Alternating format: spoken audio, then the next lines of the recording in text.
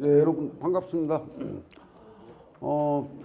제가 올해 자치분권대학에 6군데째 했는데 수강 인원이 제일 많습니다. 수강 인원이 제일 많고 원래 신청하신 분들도 아까 팀장님한테 들었더니 제일 많았고 또 출석률도 꽤 높다고. 하여튼 오늘 이렇게 뵙게 돼서 대단히 반갑습니다. 오늘 제가 이제 여러분들하고 드릴 말씀은 자치분권과 언론, 그중에서 이제 주로 언론 쪽에 초점을 둬서 말씀을 드리도록 하겠습니다. 제 앞에 네 강자가 하셨기 때문에 그분들이 그 자치분권이 왜 필요한지, 뭘 어떻게 해야 되는지 이런 얘기는 아마 행정학이라든지 지방자치라든지 혹은 도시계획 이런 측면에서 아마 충분히 말씀을 하셨으리라고 생각이 됩니다. 그래서 저는 우리 사회에서 아주 엄청난 영향력을 미치고 있는 언론과 그것이 자치분권과의 연관, 이런 속에서 말씀을 드리도록 하겠습니다. 자, 앞에 말씀드린 대로 여러분들이 이제 자치분권에 대해서는 많이 얘기를 들으셨기 때문에 언론에 대해서 좀 미리 말씀을 좀 잠깐 드리고 넘어가도록 하겠습니다. 여러분, 언론 그러면 다 아시는 것 같죠? 그죠? 왜 다 아는 것 같으냐면 우리 주변에 하루도 언론으로부터 자유롭게 사는 날이 없을 정도로 방금 전에 여기 강의 들어오기 직전까지도 아마 폰을 통해서 뭘 보시고 이렇게 하고 아마 들어오셨으리라고 생각이 됩니다. 아침에 눈 뜰 때부터 어떻게 심하게 표현하면 저녁에 잠들기 직전까지. 그래서 언론을 매우 사실 잘 아는 것 같은데 또 어떻게 생각하면 잘 알면서도 또 사실 잘 모르는 게 또 언론이기도 합니다. 그래서 언론 얘기부터 좀 먼저 드리고 그 다음으로 넘어가도록 하겠습니다. 그렇죠. 제가 제목을 풍요 속의 빈곤, 언론 실종의 시대 이렇게 정했는데 방금 전에 언론이 막 너무 많다, 언론 속에서 산다고 해놓고 실종의 시대 그러면 좀 말이 좀 안 되잖아요. 그죠? 왜 실종의 시대라는 표현을 썼을까에 대해서 좀 한번 생각을 해보도록 합시다.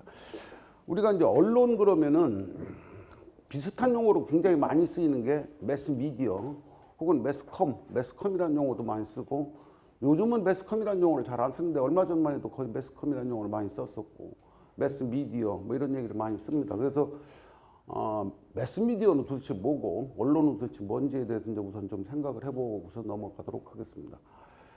자, 언론 얘기하기 전에 먼저 매스미디어부터. 자, 매스라는 건 여러분 잘 알다시피 많다는 뜻입니다. 그죠? 근데 많다는 거에는 두 가지 의미가 있습니다. 저기에 많다는 거에는 사람이 많다라는 의미의 매스가 있고, 또 한 가지는 똑같은 내용을 계속 반복해서 보내주는 것이 많다. 예를 들어서 1000만 관객을 동원했다 그랬을 때 영화를 1000만 편을 찍는 건 아니잖아요. 하나를 갖고 1000만 번을 복제해서 이제 사람들이 보는 거죠. 그래서 영화적인 측면에서 보면 매스, 그 다음에 관객들 측면에서 보면 또 매스. 자, 그럼 미디어라는 것은 미디엄의 복수형입니다. 자, 미디엄이 뭐죠? 우리 여성분들 미디엄 잘 아시잖아요. 저기 시장이 아니라 백화점 가시면은 옷 살 때 미디엄. 그래도 어떻게 보면 40대와 50대의 로망이 미디엄 아닌가 뭐 이런 생각이 듭니다. 시작은 스몰에서 시작해갖고 자꾸 라지 쪽으로 가려고 해서 라지에서만 멈춰줘도 좋은데 엑스라지, 뭐 잘못하다 2엑스라지 이렇게 가기 시작하면, 그래서 제발 미디엄까지만 좀 멈춰달라 뭐 이런 게 아마 특히 여성분들 아마 로망이시라고 생각하는데, 그때 미디엄은 이제 중간이라는 뜻입니다. 그때 그 미디엄은. 근데 여기서 뜻하는 미디엄은 이어준다. 양쪽과 이것과 이것을 연결해준다. 그래서 우리말로 해서 매개체. 근데 매개체인데 개자를 빼고 매체. 그래서 대중매체 이렇게 번역을 합니다. 자, 저기 제가 이제 하나 써놓은 것 중에 뭐라고 썼냐면 영화는 매스미디어지만 언론은 아니다. 자, 그럼 여러분 언론 그럼 제일 먼저 뭐가 생각이 떠오르세요? 네, 신문이 제일 먼저 떠오르죠. 그죠? 그 다음에 신문 다음에 또 떠오르는 거. 네, 방송이겠죠. 그죠? 방송 중에서도 이제 요즘 라디오보다는 주로 텔레비전 쪽이 많을 테니까. 자, 신문은 거의 100% 언론이고 100% 매스미디어입니다. 신문은. 그게 뭐 조선일보가 됐던 한겨레 신문이 됐던 어떤 데는 발행 부수가 좀 많고 적고 뭐 이런 차이가 좀 있을 뿐이지 수많은 거를 똑같은 걸 계속 반복해서 찍어내고, 그리고 거기에 실린 내용도 뉴스와 논평과 이런 거 중심으로 다 되어 있기 때문에 언론이라고 하고 매스미디어입니다. 자, 그럼 텔레비전은 뭘까요?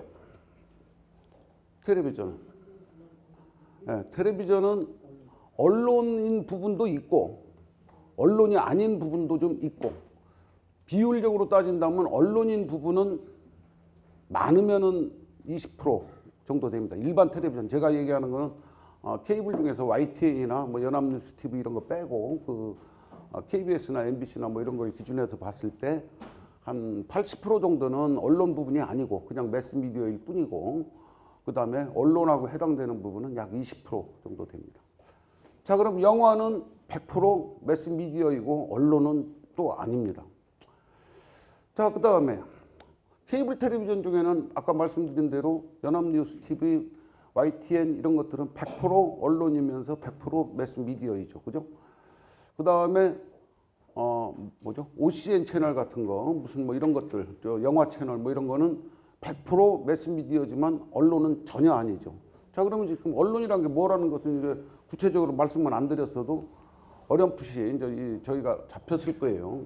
그래서 그 얘기는 나중에 정의를 하도록 하고.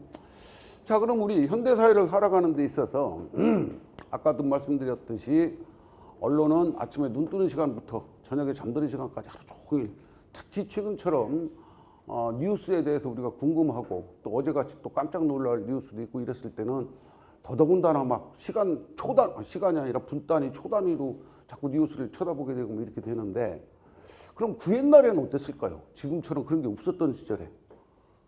그 옛날이란 게 여러분 살아계셨던 그 옛날이 아니라 한 조선시대쯤은 어땠을까요?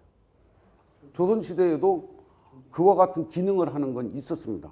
오늘날과 같은 신문이라든지 방송이라든지 하는 것은 물론 없었죠. 그 당시에는 당연히 없었는데, 그 당시에는 매스미디어라고 하는 건 없었지만 언론이라고 하는 기능은 있었습니다. 그래서 그걸 어떻게 되어 있냐면은 여기 보면은 사관원, 사헌부, 홍문관이라고 하는 것은 이거 정부의 기구입니다. 요즘으로 따지면 중앙정부의 기구인데, 그 중에서 이제 가장 특이한 게 뭐냐면 요 사관원이라는 요 제도인데요.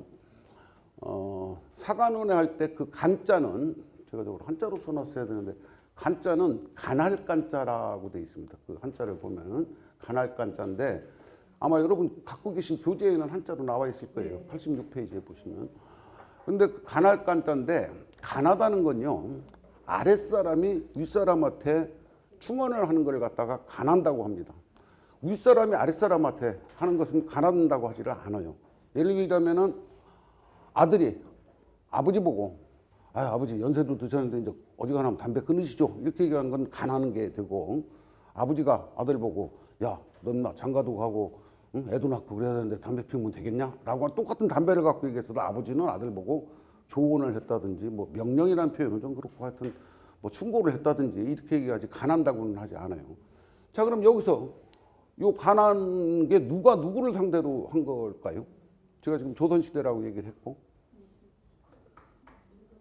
네, 임금이 대상입니다. 임금이 대상이고, 간하는 사람들은 원칙적으로는 모든 백성이 해야 되지만 조선시대에는 이제 모든 백성이 그렇게 말할 수 있는 통로가 없었죠. 그러니까 이제 주로 벼슬아치들 내지는 좀 거기서 더 확대하면 사대부 계층의, 그러니까 상소문 같은 걸 쓰고 이런 거 할 수 있는 사람들이 임금한테 이렇게 하십시오.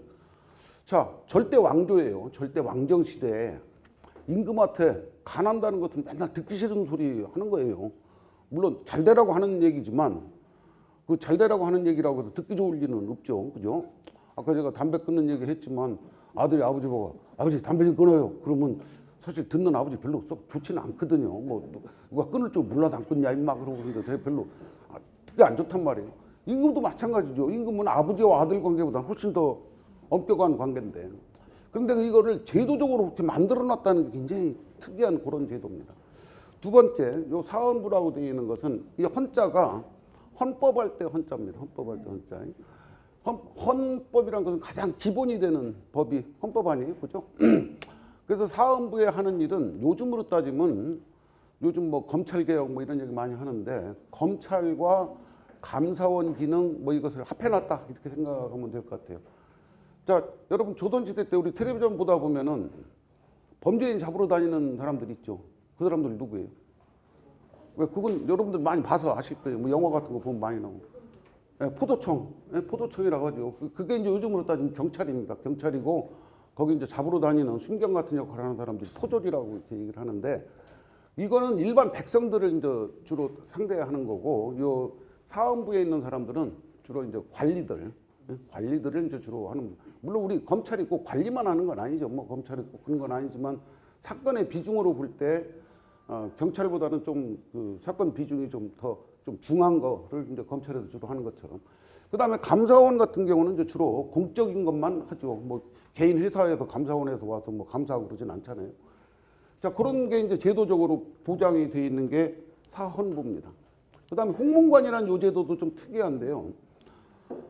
요거는 국립연구기관처럼 생각하면 될 것 같아요. 뭐 국립대학이라기보다는 국립연구기관 같은 건데 그 당시에 조선시대에 연구한 거는 요즘처럼 뭐 수학연구하고 과학연구하고 이런 게 아니라 주로 유교 경전을 놓고 연구를 하는 겁니다. 그래서 하는데 임금이 됐다고 해서 나 임금 됐으니까 이걸로 땡 하는 게 아니라 임금도 매일 공부를 합니다. 신하들하고. 근데 신하들하고 주로 하는데 임금님 보고 뭐 시험 보겠습니다. 뭐 저 학기 말고사 봅니다. 이렇게 할 수는 없잖아요. 그래서 이제 주로 임금님하고 이제 토론을 하는 형태로 하는데 그 토론 주 내용이 주로 어떻게 하면 나라를 잘 다스리느냐. 그래서 뭐 공자님 말씀에는 어땠고 누구 말씀에는 어땠고 옛날에 그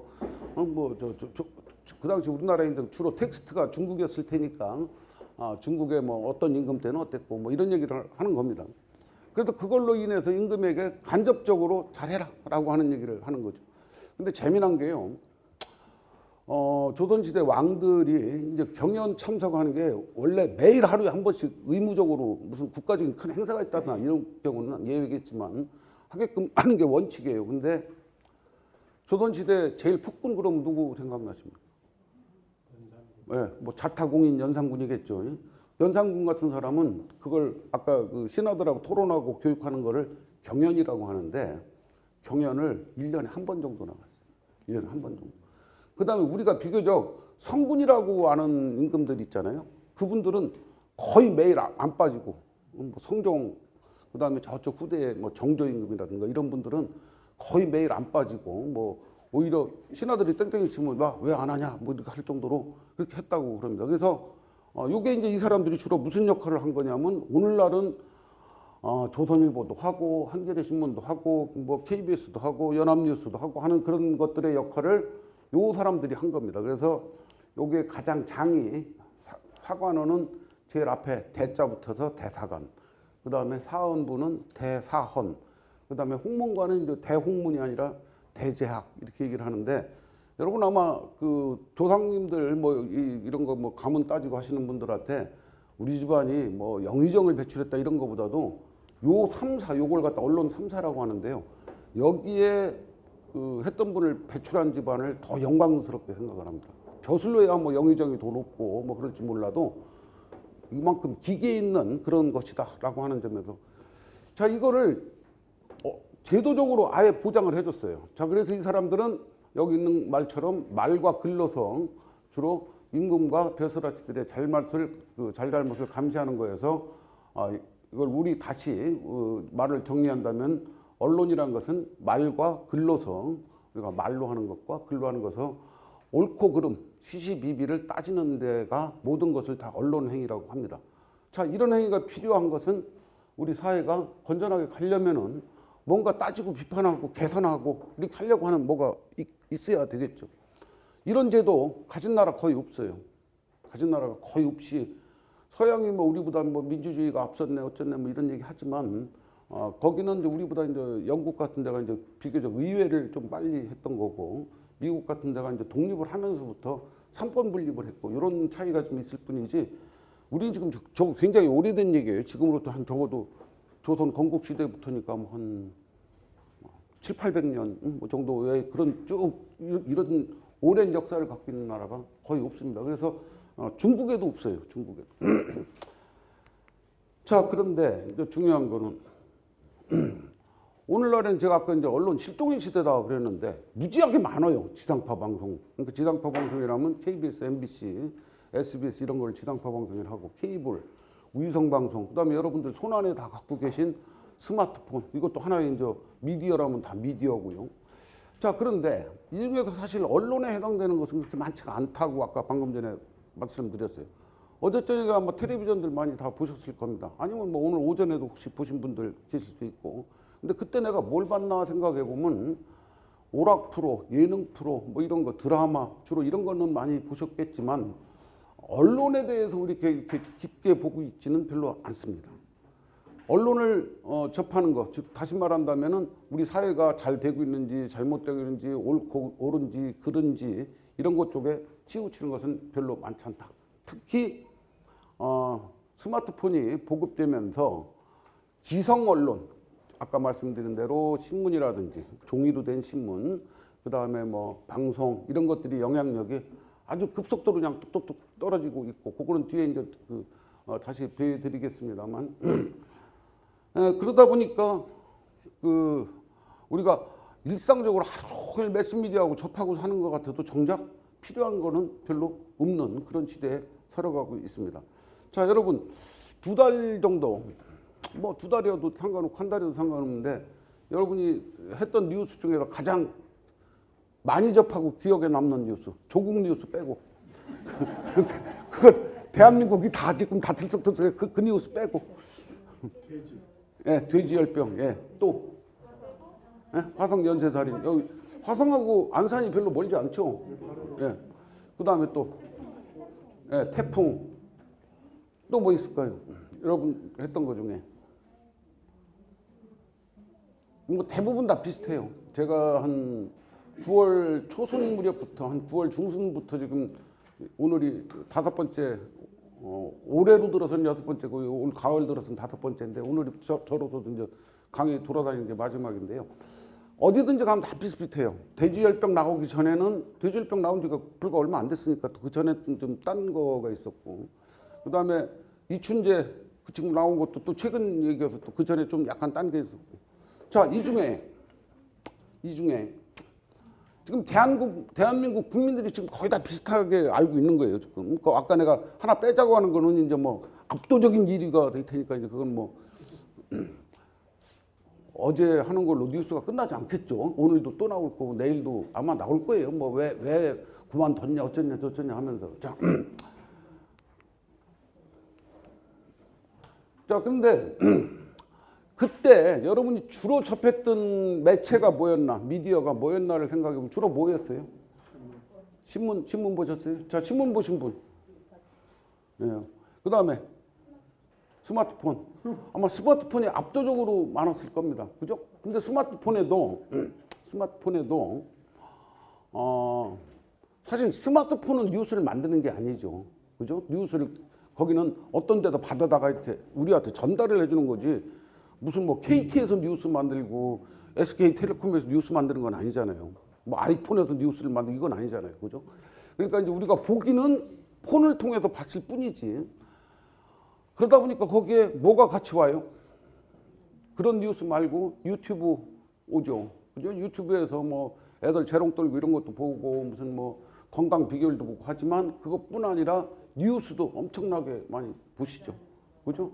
그중에 이제 가짜 뉴스도 있고 진짜 뉴스도 있고 뭐 우리가 진짜 걱정해야 할 것도 있고 어떤 건 전혀 아닌 것도 있고 뭐 등등 여러 가지가 막 섞여 있어요. 섞여 있는데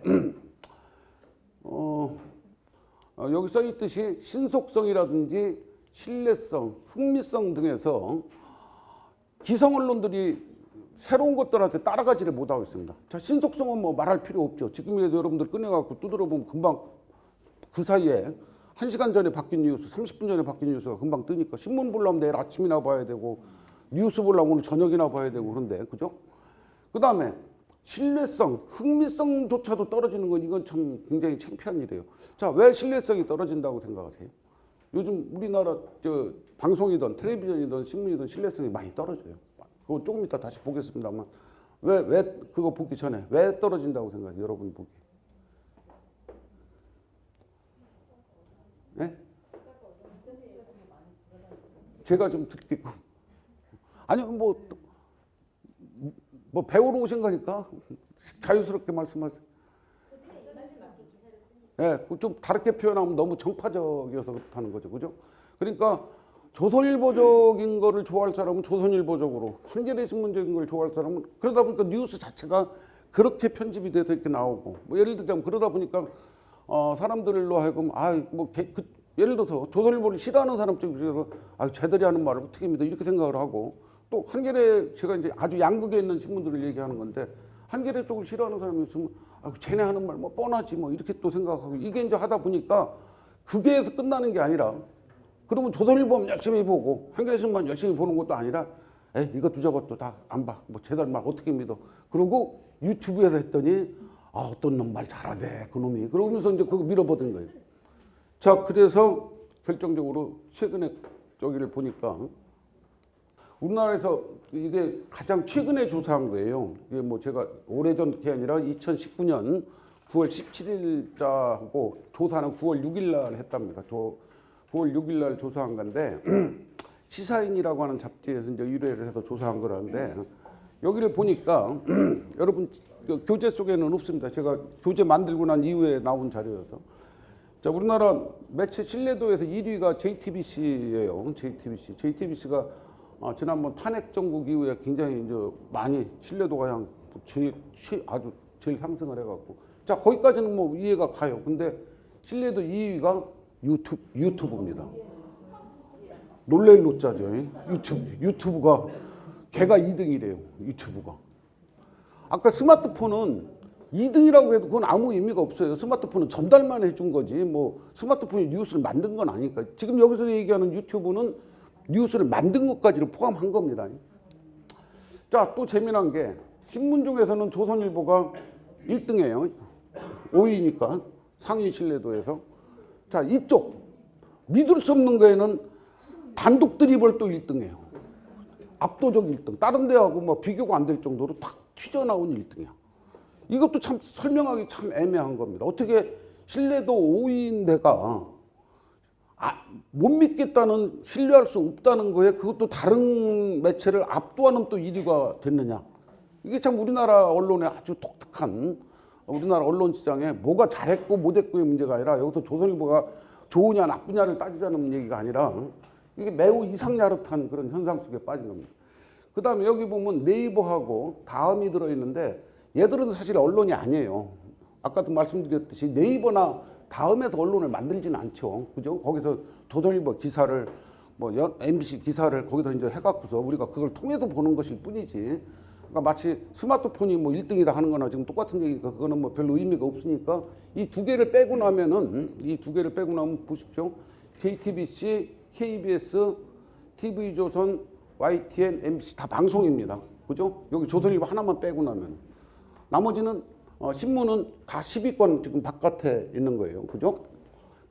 그나마 조선일보가 여기 상으로는 5등인데 실제로는 네이버를 빼면 4등이죠. 4등인데 이거에서는 1등인 거. 이게 참 아주 특이한 그런 현상이라고 볼 수 있습니다. 자, 그런데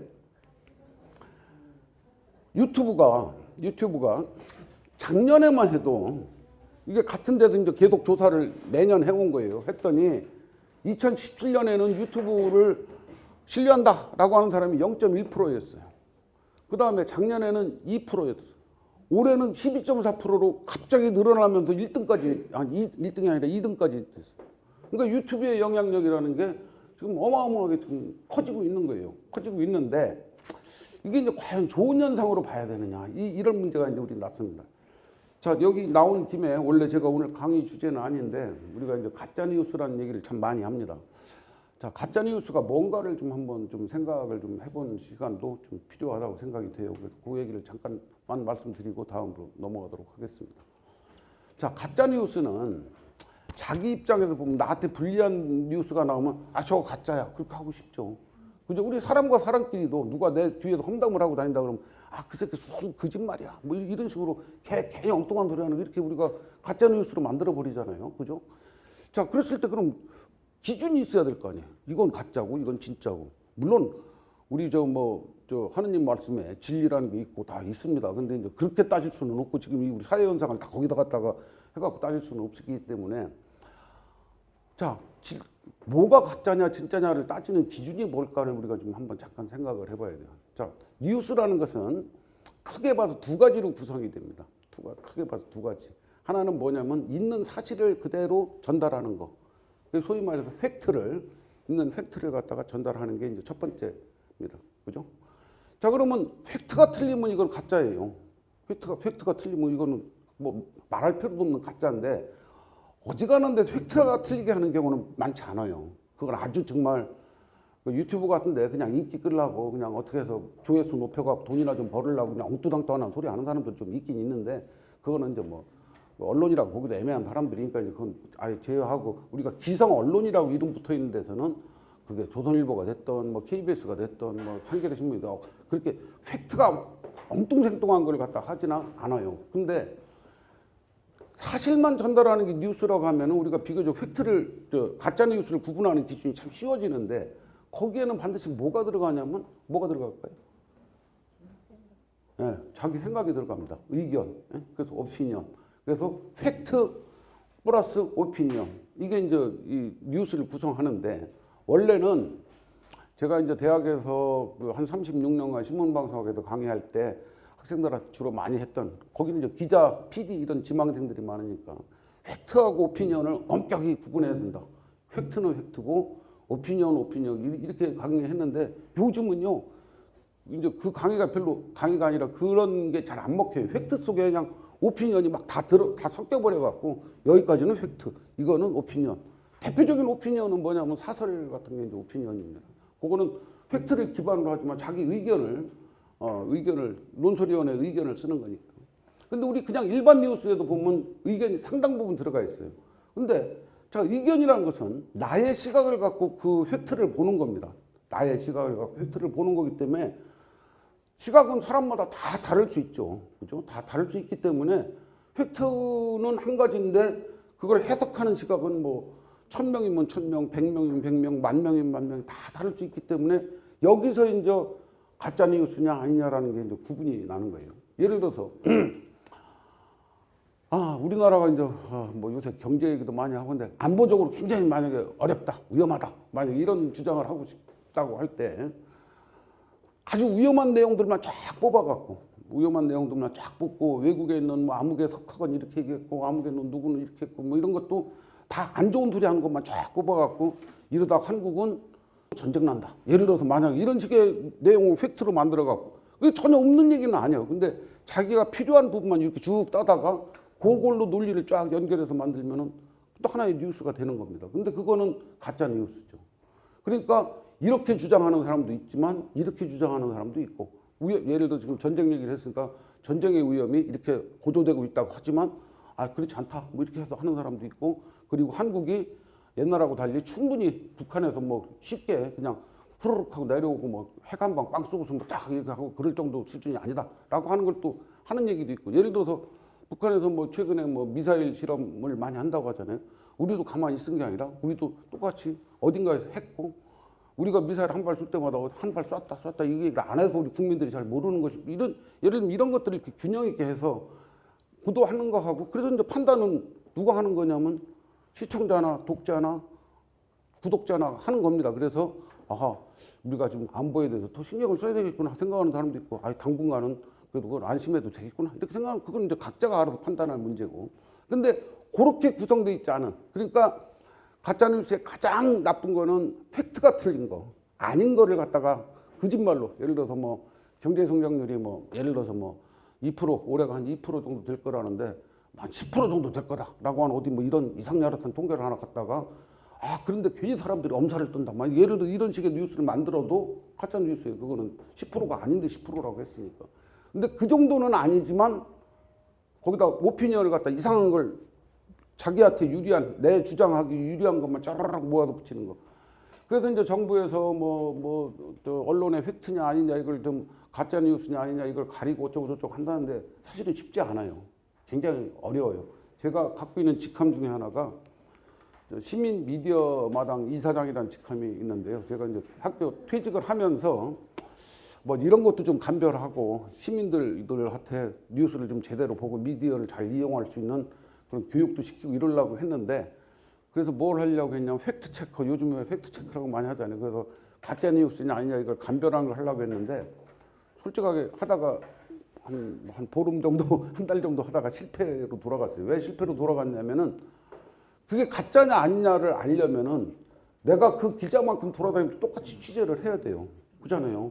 그런데 거대한 언론사의 그 인력과 그 예산과 이걸 가지고 하는 사람하고 저처럼 시민운동이나 이런 거 하는 사람들이 비슷하게 한 뭐 대명이 돌아다니면서 아니냐 기냐 하면 우리가 기껏 알 수 있다는 게 뭐 더군다나 제가 지금 사는 곳이 대전인데 우리나라의 모든 그런 중요한 뉴스는 다 어디서 벌어지냐면 여의도하고 청와대하고 다 그 동네에서 벌어지는데 저는 대전에 앉아갖고 팩트다 아니다 이러고 뭐 200만 명이 모였는데 그 새빨간 거짓말이다 뭐 이거 할 수가 없잖아요. 그거 가면 제가 올라가서 보고 드론이라도 띄워갖고 정말로 이게 200만 명인지 아닌지 세보기도 해야 되고 그래서 도저히 불가능해서 이게 굉장히 어렵습니다. 이게 전문가들도 그래서 정부에서 섣불리 그 손댈 일은 저는 아니라고 생각을 합니다. 자 이제 그럼 오늘 본론으로 들어가도록 합시다. 자. 자치, 분권, 뭐 앞에 아까도 말씀드렸듯이 저 외에 이제 다른 분들이 아마 앞서 강의를 많이 하셨을 거예요. 자, 자치, 분권을 스스로 다스리고 분권, 권한을 나누는 겁니다. 자, 여기서 중요한 거. 권한을 나눈다라고 하는 건데, 자, 권한, 권력, 이게 뭘까요? 권력이 뭐 그러면 여러분 다 압니다. 뭐 대통령 권력, 뭐 다 권력 아는데 권력을 다르게 정의하면 뭐라고 정의할 수 있을까요? 네, 힘, 물론 힘입니다. 파워. 인사, 예산. 예, 그렇죠. 자, 비슷비슷하게 가시는 중인데, 권한이란, 예. 예. 예, 비슷하게 아주 한 90% 근접했습니다. 권한을 뭐 제가 만드는 얘기는 아니고, 어떤 분이 정의한 걸 보니까 한정된 자원을, 그러니까 자원이라는 것은 뭐 물질적 자원도 있고, 비물질적 자원도 있겠죠. 그래서 그거를 나눠줄 수 있는 힘을 권한이라고 얘기를 합니다. 권력이라고도 하고 권한이든 권력이든 거기에는 뭐 제일 눈에 띄는 게 뭐겠어요? 돈 같은 거겠죠. 아까 뭐 말씀하신 대로 예산 이런 것들. 그 다음에 인사. 그것도 굉장히 그건 눈에 띄는 돈처럼 뭐 100억, 10억, 뭐 1000억, 1조 이런 건 아니지만 인사도 굉장히 중요한 겁니다. 예를 들어서 우리나라 법무부 장관 자리가 한 1000개 정도 되면은 2달 동안 나라가 그렇게 시끄러웠을 리가 없죠. 그죠? 근데 이제 아쉽게도 법무부 장관은 달랑 한 자리밖에 없어서 그렇게 시끄러웠던 거고, 대통령도 한 자리밖에 없고, 안산시장도 한 자리밖에 없어요. 그래서 그냥 선거 때만 되면 막 박이 터지라고 이 난리가 나는 이유가 이제 바로 거기에 있는 겁니다. 자리가 많으면은 뭐 걱정할 일이 하나도 없어. 자, 권한은 한정된 자원을 가지고 나눠주는 거예요. 쉽게 해서 제일 중요한 게 국가 예산입니다. 국가 예산을 가지고 우리나라가 내년 예산이 뭐 600조? 500 몇십 조, 그죠? 한 500 몇십 조 정도 된다고 하는데 그걸 갖다가 이제 어느 지역에 어떤 사업에 뭐 제일 중요한 건 어떤 분야에 어떤 사업에 많이 쓸 거냐, 그 다음에 어떤 지역에 어떻게 할 거냐 했을 때 우리 요즘 한참 지금 뭐 많이 걸려 있더만 그 돌아다니다 보면 뭐 어떤 국회의원이 무슨 예산 뭐 85억 확보 뭐 이런 거 해갖고 잔뜩 써붙여 놓잖아요. 그게 돈이 한정없이 많다면 뭐 자랑거리 하나도 아니겠죠, 그죠? 자, 그게 이제 권한입니다.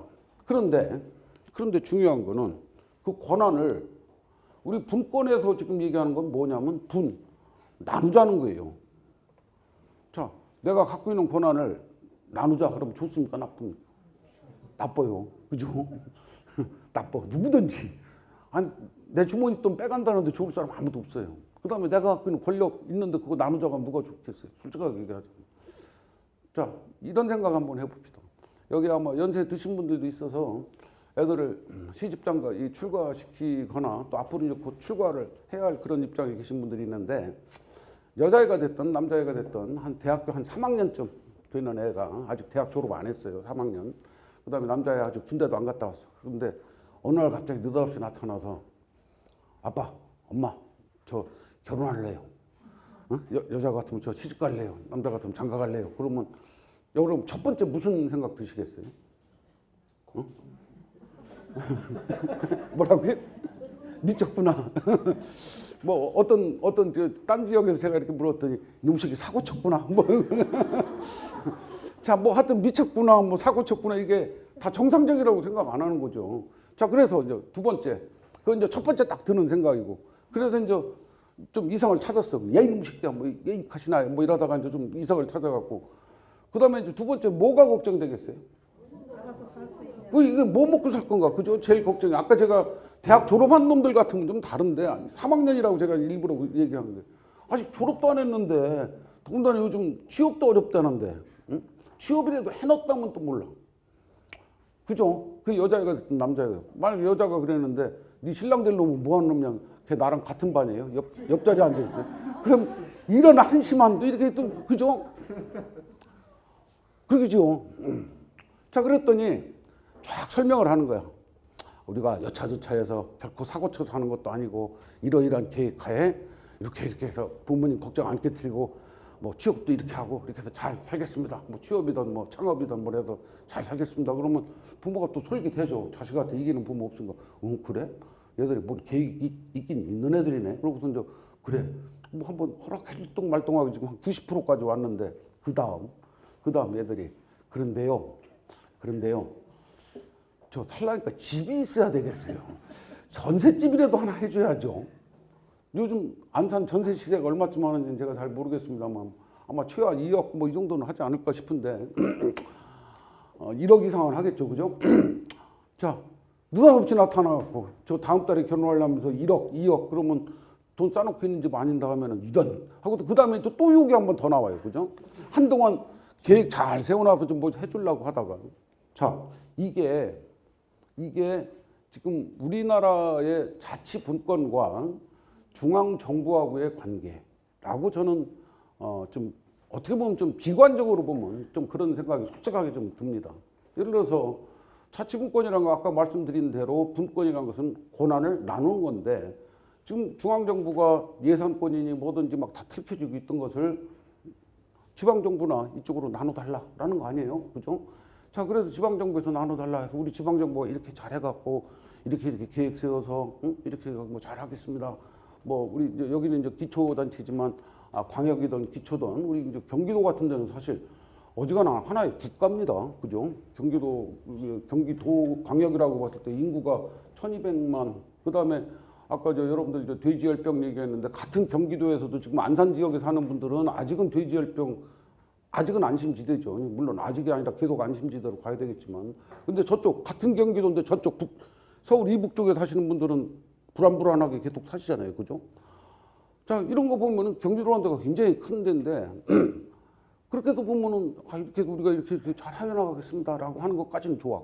그런데 그 다음에 그걸 하려니 예산이 있어야 된다. 그래서 몇 조, 뭐 몇백억, 몇천억 이렇게 하면은 거기서부터 이제 중앙정부는 그렇게는 못 해주겠다, 어쨌다, 저쨌다 해갖고 갈등이 사실은 생기는 겁니다.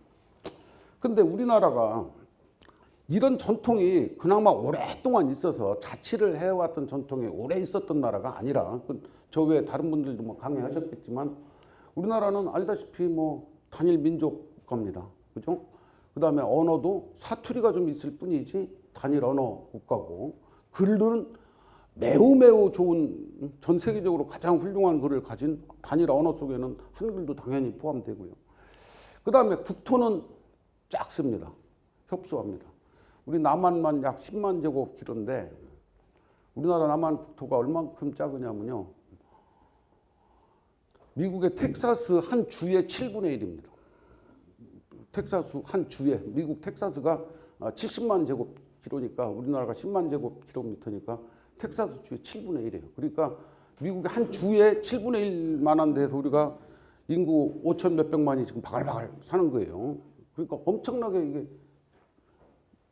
국토가 작습니다. 국토가 작다 보니까 여기서 나눠 갖고 뭘 하고 하는 전통이 없었죠. 더군다나 신라가 삼국 통일을 한 이후에 그게 서기 668년이니까 지금으로부터 한 1350년 동안을 우리가 한 번도 이렇게 분단된 게 따로따로 살아본 적이 별로 없어요. 그런데 매우 제가 지금 이런 표현 쓰기 좀 뭐하지만 매우 쪽팔리게 20세기, 21세기에 들어서 1945년에 우리 뜻에 의해서 분단된 건 아니지만 분단된 채로 지금 70몇 년을 조금도 진전이 없이 가면 갈수록 더 으르렁거려가면서 살고 있잖아요. 이건 참 어떻게 보면 우리 선조들한테 되게 부끄러운 거예요. 따지자고 들면 신라 이래도 뭐 후삼국 시대 잠깐 있었지만 그거야 뭐 몇십 년도 채 안 되니까. 그다음에 고려, 조선, 그리고 고려나 조선이라는 국가가 지방 분권 국가가 아니고 중앙 집권 국가입니다. 그래서 정부에서 다 전라도 관찰사, 충청도 관찰사, 뭐 경상도 이거 다 그냥 중앙 정부에서 파견하는 거지. 거기서 스스로 저 관찰사 뽑고 이런 거 아니잖아요, 그죠? 여러분들 저 유럽 여행 뭐 해보신 분들 많이 계시겠지만 유럽 같은 데 가보면은 유럽 여행 가보면은 특히 이제 서유럽 쪽 여행은 보면 두 가지 구경하러 가는 거예요. 뭐하고 뭐냐면 성당 구경하고 성 구경하고, 그죠? 그래서 개신교 신자들 같은 경우는 따라다니다 투덜투덜해. 아이씨, 뭐 성당 보려고 내가 여기까지 비싼 돈 300만 원씩 내고 왔나? 뭐 이러고 투덜투덜한.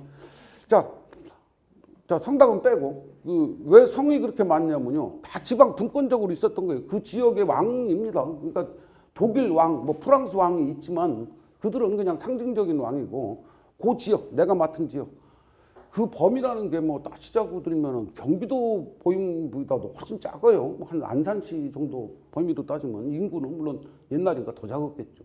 이런 전통들이 쭉 있었던 데이기 때문에 그들은 분권에 대한 게 오래 전부터 있었는데 우리나라는 거의 없어요. 분권이라는 게. 1995년에 지방자치, 그러니까 자치단체장까지 선거하는 그 이후에 이제 비교적 이제 그때부터 출발을 했다고 하는데 아직도 지방 정부라는 표현 그러면 좀 생소하죠. 지방자치단체 이게 이제 더 익숙하고요. 그만큼 하나의 독자적인 정부라든지 이런 걸로 우리가 보지를 않고 있기 때문에 그렇습니다. 그래서 제가 보기에는 정말로 우리가 이 분권 대학을 이렇게 만들고 해서 여러분들 이렇게 강의를 들으러 오시고 이렇게 하는 거에는 지역 분권에 대한 전통과 토양이 우리가 너무 그거 해야 되나 이렇게 생각하는 정도로 우리 스스로가 그렇게 생각해야 될 정도로 너무 그런 것이 팽배해 있기 때문에 그래서 이런 것들이 필요하지 않나. 자, 그것이 이제 언론과의 접합점입니다. 언론과의 접합점이라는 것은 언론이 제 역할을 해야만이 그런 의식을 만들어냅니다. 지역 분권이 필요하다 이런 의식을. 자, 또 안산 시민들만 대상으로 더 크게 좀 경기도민들만 대상으로 하고서 아무리 지역 분권이 중요하다 소리 백날 해봐야 또 사실 별로 소용이 없어요. 누가 있어야 되냐면 상대가 있어야죠. 쉽게 얘기해서 하면 떡 줄 사람이 떡을 줄 생각을 들게끔 만들어야 되잖아요. 그죠? 분권이라는 건 누구 가진 권한을 가져와야 됩니다. 자, 그러려면 누가 얘기를 해야 되냐면 전국적인 여론이 같이 일어나야 됩니다. 분권이라는 게 참 필요하다. 이게 진짜 민주주의의 완성이다. 이 얘기 좀 나중에 하려고 했는데 뭐 나온 김에 여러분 저 민주주의 그럼 우리가 뭐라고 합니까? 이거 좀 뭐 너무 초등학교 애들 같은 묻는 질문 같은 거 대단히 죄송합니다만. 국민이 주권을 그렇죠. 국민이 주권을 가진, 국민이 주인이 가진 주의. 뭐 이건 초등학교 애들도 다 아는 거예요. 근데 저는 우리가 국민이라는 용어에 대해서는 너무너무 익숙해져 있는데 뭐 심지어는 뭐 국민 배우, 국민 여동생, 뭐 국민 삼촌, 뭐 별별 국민이라는 걸 막 갖다 우리나라는 정말 너무 국민에 대해서 굉장히 익숙해져 있는데 저는 앞으로 그 생각도 이렇게 바꿔야 된다고 생각해요.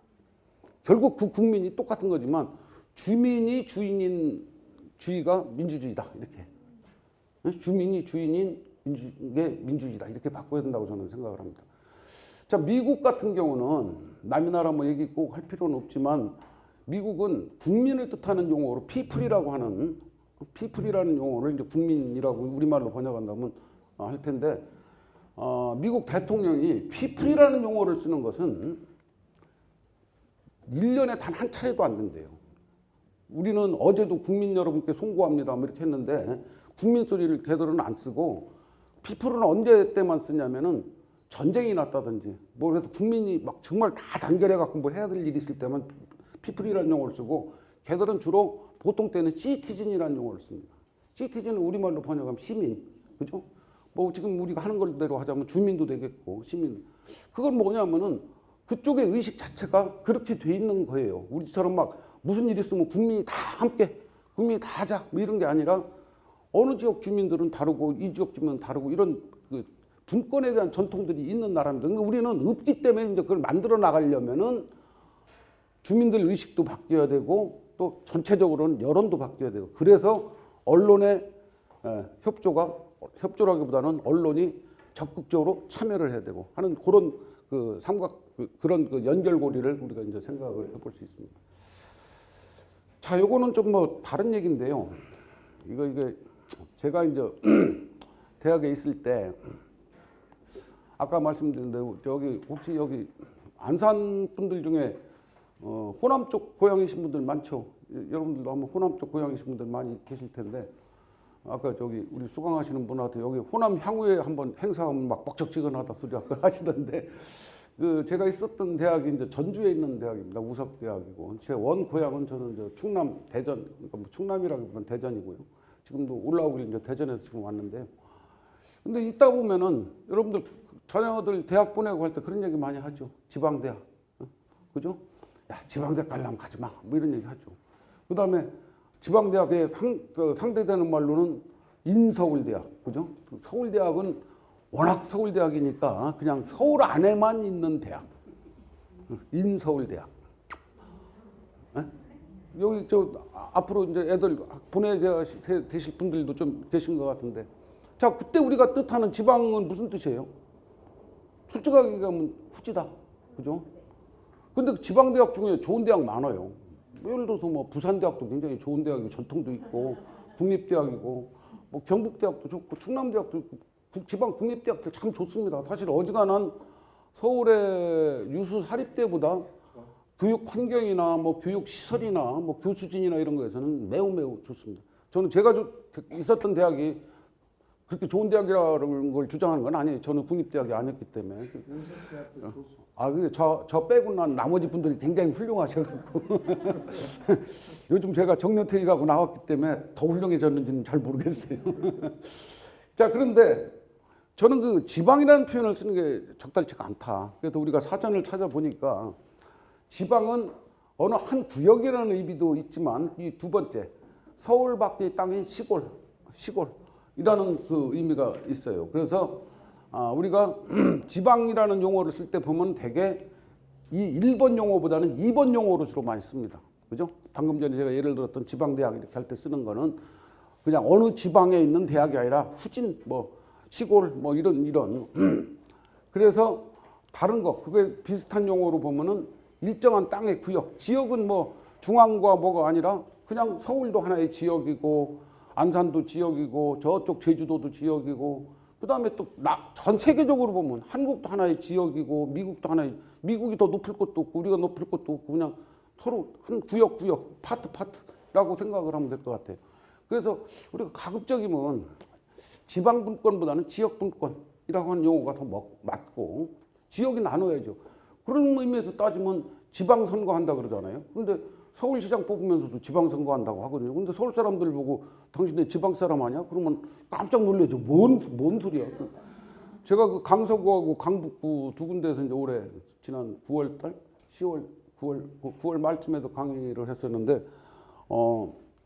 사실 거기 분들은 또 강남에 대한 거, 서울에 안 사는 분들은 서울에 대한 게 있는데 그분들은 또 강남에 대한 게 또 매우 많아요. 근데 어떤 분들은 우리 또 오신 분들 중에 많은 분들이 주민자치위원 그런 분들이기 때문에 우리는 우리 지역에 대한 자부심이 대단합니다. 또 이렇게 얘기하시는 분도 있지만 사실 그 말 속에는 어떤 분은 또 그러시더라고요. 이게 말만 여기가 강북구에서 제가 들은 얘기인데 이게 말만 서울이지요. 뭐 제가 이제 대전에서 왔다가 대전만 또 못해요. 뭐 여기 집값도 형편도 없어요. 뭐 또 그렇게 얘기를 하시는 분들도 계시더만. 자, 그럴 때 우리가 지방이라는 용어가 사실 적지 않아요. 적절치가 않아요. 그래서 지역자치라고 저는 그것도 바꿔야 된다고 생각합니다. 그래서 제가 대학에서 강의하던 무렵에 한 번은 저거를 갖다가 헌법 소원을 한번 낸다고 막 그랬더니 제 주변 사람들이 막 적극적으로 말려갖고 돈도 없으면서 변호사는 어디서 데려오고 하려고 그런 황당한 생각하냐고. 당신이 우리 집사람이 당신 그거 해서 지역자치 이름 바꿔갖고 당신이 생기는 게 뭐 있는데 당신 입으로나 열심히 떠들고 다니라고 뭐 그래서 그냥 제가 하다 말고 참았는데 이건 자, 그런데 여기 보면요, 우리나라는 사람과 돈과 권력이 거의 여의도하고 청와대에 다 모여 있죠. 그죠? 우리 아까 이제 여러분들 뉴스 얘기하면서 돼지 열병 얘기도 하고 뭐 화성 그 연쇄살인 얘기도 하고 뭐 그랬지만 최근에 뉴스하고 좀 달리 우리 보통 때 보면은 대부분 욕이 깨서 뱅뱅뱅뱅 해요. 그 다음에 좀 하나 더 들어간다면 강남. 강남은 주로 무슨 얘기 나올 때 많이 나오냐면 집값 얘기할 때 항상 강남. 그 다음에 학군 얘기할 때 또 강남. 그게 사실은 어떻게 보면 5천만 국민 모두를 배 아프게 만드는 기사예요. 난 그걸 왜 그렇게 꼭 해야 되나 그런 생각이 사실 들어요. 자, 우리나라 그러다 보니까 수도권이 지금 여기 여러분 계신 그 안산도 포함되는 그 경기, 서울, 인천까지를 포함한 데 수도권 면적이 11.8%랍니다. 우리나라 전체 국토 면적의 11.8%니까 아까 10만 제곱킬로가 했으니까 약 한 1만 제곱킬로 정도 되겠죠. 근데 거기에 인구는 2,500 뭐 몇십만이니까 우리 남한 인구의 지금 절반이 50%가 넘었어요. 금년도에. 그러니까 땅덩어리는 10분의 1 되는데 인구는 반이 모여 사니까 바글바글한 거죠. 그죠? 근데 사실은 저 안산 오기 전에 제가 사실 오늘 안산 초행길이거든요. 그래서 이제 안산 그러면 제가 대략 어떤 저는 선입견을 갖고 있었냐면은 공장이 많은 데인가 보다. 반월 옛날 반월공단 뭐 그 다음에 이제 공장이 많으니까 뭐 공기도 썩 깨끗하지는 않겠다 뭐 이렇게 생각하고 최근에 외국인 근로자들 노동자들이 많아서 가끔가다 무슨 뭐 사건 났다 이런 얘기가 또 가끔 나오기도 하고 거기다 이제 최근에 여기 바로 이 앞에 단원구청이 있던데 그 단원고에서 이제 세월호 단원고에서 일어난 건 아니지만 하여튼 그 단원고 학생들이 주로 많이 희생된 세월호 사건도 있었고 그래서 별로 이제 그런 정도의 선입견을 저는 사실 갖고 왔어요. 솔직하게 말씀드리면은. 근데 제가 이렇게 차를 타고 쭉 오면서 보니까 상당히 어떤 면에서 보면 전원적인 느낌도 많고 특히 우리 강의하는 이 자리가 자리 잡고 있는 데는 매우 여유롭고 무슨 공단 한가운데 저는 산업지원본부 그래서 어디 공단 한가운데 있나 이렇게 생각하고 왔는데 그렇지도 않고 그래서 사람이 이렇게 선입견을 이렇게 보고서 가지면 안 되는구나 그런 생각이 드는데 자, 뭐 그건 뭐 중요한 얘기는 아니고요. 우리나라의 서울에 물가가 아니라 음식료값, 먹는 값이 전국에 전 세계에 있는 도시 중에서 서울, 이게 안산 얘기는 아니에요. 서울. 몇 번째쯤 했을까요? 10등 안에 들었을까요? 안 들었을까요? 네, 제가 질문하는 거 보면 당연히 들었겠죠. 이게 바보 아닌 다음에 6등이랍니다. 6등. 근데 서울보다 위에 5개가 이제 어떤 도시일까요? 여러분 그냥 대충 생각나는 대로. 프랑스? 예, 또 어딜까요? 예, 도쿄, 뉴욕, 또 아까 프랑스 얘기했으니까 파리 뭐 이런데 그거 같잖아요. 아니에요. 도쿄도 우리보다 식음료값, 물가가 아닙니다. 식음료값은 밑에고 뉴욕도 우리보다 밑에고 우리 서울보다 5개 정도 높은 도시가 이것도 제가 한 달 전쯤 본 통계니까 아마 맞을 겁니다. 스위스에 있는 몇 개 도시래요. 스위스가 물가가 매우 높습니다. 그 다음에 저기 중동 아랍 국가 중에 왜 아랍에미레이트니 뭐 두바이니 해갖고 이렇게 도시국가처럼 돼 있는 데 있잖아요. 거기만 하고 뉴욕이나 도쿄가 서울보다 음식값이 싸대요. 자, 그 다음에 아까 강남 아파트 얘기 나왔지만 30평대 아파트가 한 30억 뭐 한다고 그래요. 강남에. 자, 30평 아파트에 사는 게 다 똑같잖아요. 거기 방 3개 있고 화장실 2개 있고 어스피스 다 비슷비슷하잖아요. 근데 만약에 안산의 집값이 제가 얼마인지는 몰라도 예를 들어서 뭐 넉넉 잡아 한 5억이라고 칩시다. 5억 정도 되나요? 네. 5억이라고 쳤을 때 그러면 30억짜리 집에 살면 6배 행복해야 되는데 화장실 2개 있는 거 마찬가지고 방 3개 있는 거 마찬가지인데 사실 6배 더 행복할 건 별로 없죠. 어떻게 보면 나의 전 재산이 집 속에 다 들어가 있으니까 내가 쓸 수 있는 가용 재산은 그만큼 사실 더 적은 거예요. 그 다음에 아까 말씀드린 대로 음식값 얘기만 했지만 음식값만 비싸겠어요. 다른 것도 이제 거기 따라서 같이 비싸겠죠. 그렇게 생각하면 꼭 서울에 몰려서 이렇게 인구들이 그렇게 집중돼서 사는 것이 과연 그분들한테도 행복하지 않고 또 지역에 사는 사람들 입장에서 보면은 더더군다나 행복하지가 않죠. 왜? 돌아가지가 않으니까, 장사가 안 되니까, 사람이 없고, 사람이 없으니까 자꾸 도시는 텅텅 비고. 실제로 이 통계를 보니까 앞으로 30년 안에 지금 기초자치단체라고 하는 시, 군, 구 중에 40% 정도가 앞으로 30년 안에 없어질 거랍니다. 소멸돼가 완전히. 여러분들 고향에 이제 지방 지역이 이렇게 떨어지신 분들 가서 보시면 아시겠지만 읍소재지나 면소재지 정도의 군청 소재지 정도도 뭐 비슷한데 저녁 한 8시 넘으면요. 요즘 같은 계절에 한 밤 8시만 넘으면 길거리 다니는 사람이 거의 없어요. 그죠?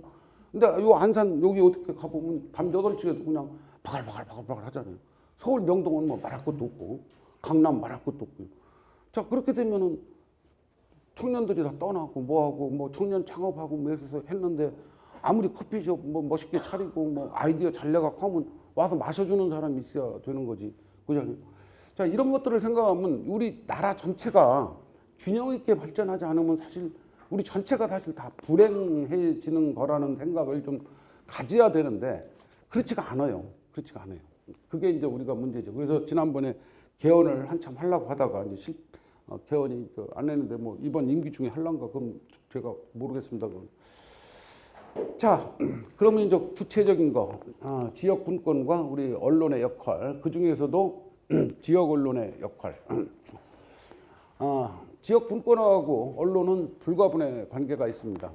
자, 우리가 언론하고 하는 것은 지금 여기 계신 여러분들이 주민자치위원분들이 좀 많으실 거고 그렇지 않고 이제 자발적으로 이 교육을 받으러 오신 분들도 계실 테고 한데 우리가 자치라는 게 뭘까를 생각해 보면요. 자치라는 게 뭘까를 생각해 보면 첫 번째 스스로 참여하고 여러분들 누가 여기 억지로 막 그러다가 이 자리에 와라 그래서 온 거 아니잖아요. 그죠? 스스로 귀중한 시간 내가면서 스스로 참여하고 그래서 참여해서 결정을 내리고 그래서 내가 내린 결정에 대해서 책임까지 지는 게 자치입니다. 그런데 참여하기 전 단계에 요 참여 결정 그리고 책임까지 지는 거라고 했는데 요 앞에 뭐가 하나 더 있어야 돼요. 뭐가 있어야 될까요? 참여하려면 의식이 있어야 되겠죠. 참여하고 싶다라는 마음이 있어야지 뭐 생각이 있어야지 참여를 하는 거지. 그냥 가만히 앉았다 느닷없이 하고 참여하는 건 아니잖아요. 예를 들어서 여러분들 여기 이 자리 올 때는 뭐 이렇게 붙여 있는 거 보신 경우도 있겠고 아니면 뭐 그 주민자치 그 동사무소 옛날로 따지면 동사무소 같은 데를 통해서 이렇게 들으신 분도 있겠고 아니면 인터넷 같은 걸 그냥 해서 오신 분들도 있고 여러 경우가 있겠지만 가서 한번 들어봐야지라고 하는 생각들이 있으셨기 때문에 온 거지. 무슨 뭐 대학에서처럼 뭐 졸업장 아까 우리 팀장님이 여러분 졸업장 그 수료증 하는데 막 그 저기 사진도 넣고 뭐 한참 얘기를 하시더만서도 사실 뭐 그게 그렇게 뭐 꼭 의미가 없다는 건 아니에요. 의미가 없다는 건 아닌데 이게 무슨 대학 졸업장 이런 것처럼 여러분들한테 뭐 생업에 뭐 크게 도움되고 이런 건 아니잖아요. 근데 그래도 내가 그런 걸 하나를 받아야 되겠다라는 이런 어떤 욕심 같은 거 이런 걸 텐데 자 그게 뭐냐면요 의식입니다. 의식. 그래서 참여하고 그래서 결정을 내려. 우리 뭐 간단하게 생각해 보면 다들 뭐 여기 아파트 사시는 분들 많을 텐데 자 아파트에 무슨 일 하나 결정할 때 뭐 예를 들어서 우리 아파트가 이제 한 10년 지나서 도색을 새로 해야 되겠다. 그러면 그냥 뭐 몇 사람이 모여 앉아서 사무소장하고 뭐 이렇게 해서 몇 사람이 앉아서 결정을 하는 게 아니라 여러 가지 안을 만들어서 자 지금 색깔을 무슨 색깔로 칠할까? 우리 싹 빨간색으로 한번 칠해보자. 아니면 뭐 파란색으로 칠하자. 아니면 뭐 녹색으로 뭐 그렇게 하는 건 없지만 예를 들자면 근데 누가 와갖고 왜 녹색으로 칠해? 여기 빨간색으로 칠해야지. 만약에 누가 그러면 뭐라고 하겠어요, 여러분들이? 내 집 내가 내 마음으로 칠하는데 왜 당신네들이 무슨 상관이야? 그렇겠죠, 당연히. 그죠? 제가 극단적인 예를 들은 거지만 자, 그와 마찬가지로 우리가 스스로 하는 일에 대해서 스스로 참여해서 결정을 내리고 내려진 결정에 대해서 책임까지 져야 되는 게 진정한 자치입니다. 그게 나라 전체적으로 보면 큰 정치고 조금 작게 보면은 광역 단위에서 이루어지는 거고 더 작게 보면 우리 기초 단위에서 더 작게 보면 요 단원구청 무슨 오다 보니까 상록구청도 있던데 상록구청 이런 그 구 단위에서 그보다 더 아래 단위에서 하는 것들이 지금 여기 계신 분들이 아마 그런 데 참여해서 하시는 분들이 꽤 많으시다고 생각이 듭니다. 자, 그런데 이거에 대해서 아까 우리나라 그 언론 신뢰도 할 때 한 10개 정도를 우리가 쫙 봤잖아요. 그들이 관심이 있을까요? 없을까요? 이 문제에 대해서. 없어요. 예. 그들은 뭐만 관심이 있냐면 중앙에서 벌어지는 일만 관심이 있습니다. 중앙. 여의도에서 벌어지는 일. 뭐 쉽게 얘기해서 뭐 야당, 여당, 원내대표 누가 뭐 무슨 말 한마디 했다, 뭐 누구 자식이 어떻게 됐다, 뭐 어때, 뭐 이런 거. 그다음에 대통령이 어쨌다, 무슨 뭐 대통령까지는 안 가더라도 무슨 뭐 이런 쪽에만 주로 관심이 가지.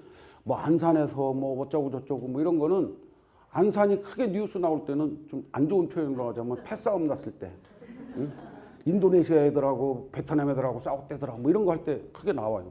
지금 화성이 굉장히 나오는 이유 중에 하나가 연쇄살인 때문에 사실 화성은 요즘은 굉장히 그 신도시로 굉장히 좋은 도시로 변했더만 그 옛날에 그 연쇄살인 사건 한참 있던 그 지금으로부터 20몇 년 전 그때만 해도 거의 사람이 못 사는 데처럼 사람들이 그렇게 생각을 했어요. 거기 가면 특히 딸 가진 집에서는 야 그런 데로 이사 가면 어떡하냐 뭐 이렇게 생각할 정도로. 그러니까 그게 우리가 그런 겁니다. 그 다음에 여러분 우리 국내 말고 다른 나라도 한번 좀 생각을 해보면요. 저 아프리카 어디 나라에 대해서 우리가 알게 되는 것은 그 나라에 대해서 안 좋은 일 벌어졌을 때 하지. 케냐가 뭐 이렇게 잘해갖고 뭐 무슨 뭐 아프리카에 또 뭔 나라 있죠? 그 뭐 이디오피아는 얼마 전에 참 노벨 평화상을 받아서 좋은 일로 알려졌는데 무슨 뭐 저기 뭐 콩고에서 뭐 이런 좋은 일이 있어 이런 거 별로 안 알려져요. 누가 뭐 인종 학살을 해서 죽었네, 뭐 내전이 일어났네 주로 이럴 때 우리나라의 언론들이 하는 것도 마찬가지입니다. 지역에 관련된 뉴스가 나올 때, 지역에 관련된 뉴스가 나올 때는 주로 그런 쪽 뉴스로 많이 가죠. 100%라고 얘기할 수는 없겠지만 그래서 그나마 관심을 가져야 할 건 누구냐면은 여러분들과 함께 호흡하고 하는 지역 언론들 해야 되는데 제가 오기 전에 여기 안산 지역에 지역 언론이 도대체 몇 개나 있나 그래서 신문만 중심으로 해서 지역 방송은 별게 없어요 원래가 왜 그러냐면 방송은 설립하는 게 쉽지가 않기 때문에 근데 신문은 쉽게 얘기하면 기자하고 컴퓨터 한두 대만 있으면 얼마든지 만들어요. 그래서 봤더니 제가 대충 계산해 본 게 한 10개 정도 됩니다. 여러분도 혹시 아시나 몰라서 안산신문, 새안산뉴스, 안산미래신문, 안산타임스, 안산제일신문, 안산정론신문 뭐 등등 안산뉴스 그 다음에 경기자 붙은 것들은 안산만 하는 건지 다른 지역 하는 건지까지를 제가 몰라서 그거 뺐어요. 지금 그래서 안산자 붙은 것만 지금 일부러 쭉 뽑아갖고 하는데 지금 제가 대충 얘기한 것만 해서 한 7, 8개 이거 말고 또 있을 거예요. 틀림없이. 이 중에 또 인터넷 신문도 또 있어요. 네, 반월 신문도 그렇지 반월이 왕년 저기니까. 인터넷 신문은 종이 신문은 그래도 인쇄를 해서 나눠줘야 된다는 유통시켜야 된다는 그런 문제가 있는데 인터넷 신문 그것도 필요 없잖아요, 그죠? 전국에 지자체에 등록된 인터넷 신문이 몇 개쯤 되나 하고 보니까 대략 몇 개쯤 될까요? 1000개 넘을까요? 안 넘을까요? 예? 1000개 넘을까요? 안 넘을까요? 예. 그럼 2000개 넘을까요? 안 넘을까요? 2000개 넘습니다. 놀라지 마세요. 그러니까 지방자치단체에 등록된 것만 얘기하는 거예요. 서울시에 3,800개랍니다. 서울시에만 3,800개. 전국은 7,300개. 전국은 7,300개. 서울시에만 3,800개. 여기 우리 공무원 우리 기획 팀장님도 계시지만 아마 요즘 공무원 하시는 분들 중에서 가장 중요한 일거리면 가장 귀찮은 일거리 중에 하나가 아마 기자 상대하고 언론인 상대하는 것일 겁니다. 아마 그죠? 공보관만 상대하고 공보 라인에 있는 사람들만 상대했으면 좋겠는데 그렇지 못하죠. 그렇지 못하고 자 별로 해봐야 크게 보람도 안 나. 그게 지금 우리나라의 또 지역 언론의 문제입니다. 자 이게 딜레마예요. 아까 제가 뭐라고 얘기를 했냐면 중앙 언론이 이런 데 관심 가질 일이 별로 없어요. 조선일보도 별 큰 관심 없고 그렇다고 한겨레가 큰 관심이 있을 거냐 거기도 별로 없고 금화당에서 뭐 안산시에서 무슨 주민자치대학을 열었는데 뭐 주민들 호응도가 매우 좋았다 안 나와요. 그죠? 자 이게 지금 우리 현실이에요. 그래서 그 역할을 누가 해줘야 되냐면 지역 언론이 해줘야 돼. 무지하게 많으면 좋은 거야. 우리 다다익선이란 말이 있어요. 많으면 많을수록 좋다. 근데 언론 다다익선일까요? 아닐까요?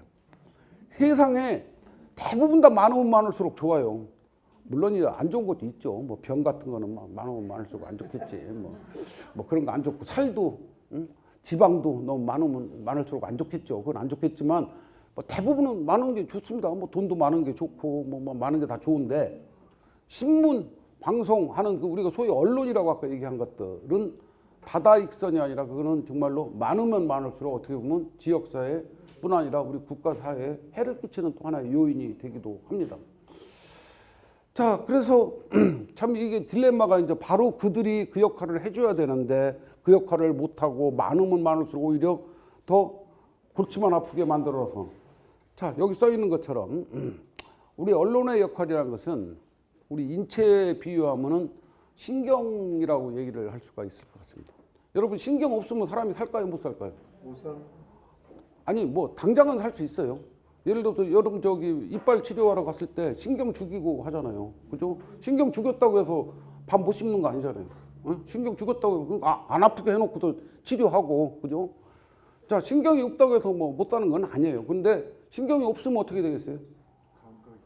감각이 둔해져서 어디에 병들었는지를 모르겠죠. 그죠? 어디에 병들어 어디가 썩어가는지 아까 제가 이빨 치료할 때 얘기한 것은 임시적으로 그때 통증을 느끼지 말으라고 잠깐 그 신경 치료를 한 거지. 신경을 좀 약간 죽여놓은 거지.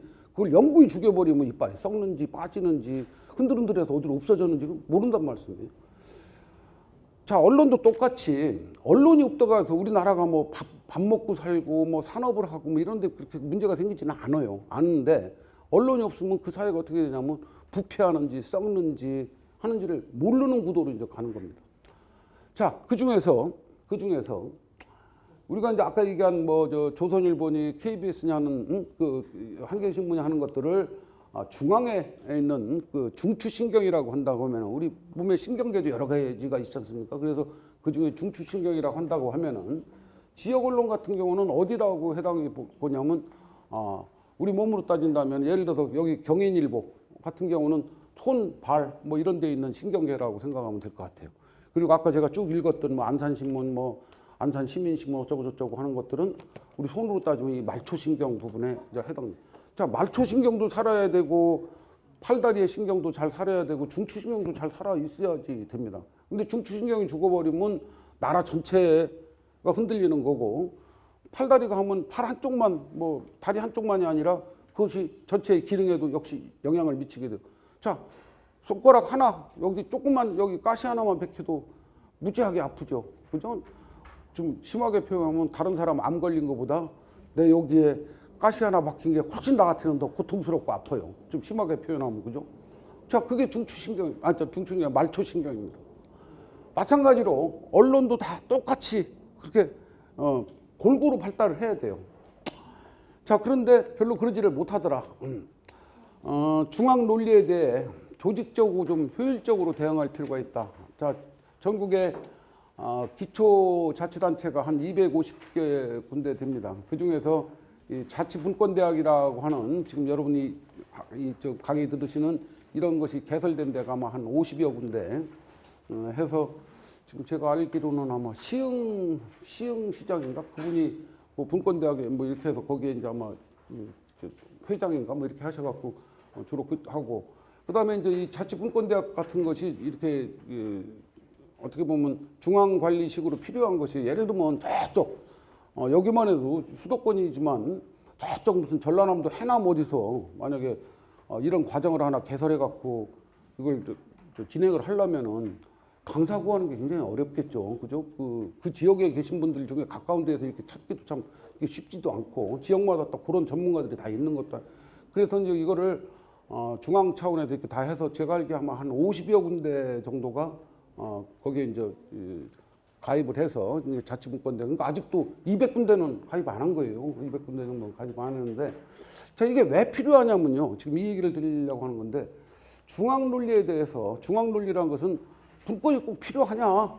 아까 아들 딸 시집 장가 간다고 했을 때 야, 또 지금 네가 장가 갈 때요라고 하는 거나 비슷한 논리로 지금 그렇게 생각들을 많이 합니다. 그래서 반분권, 반분산 정책 이런 거에 대해서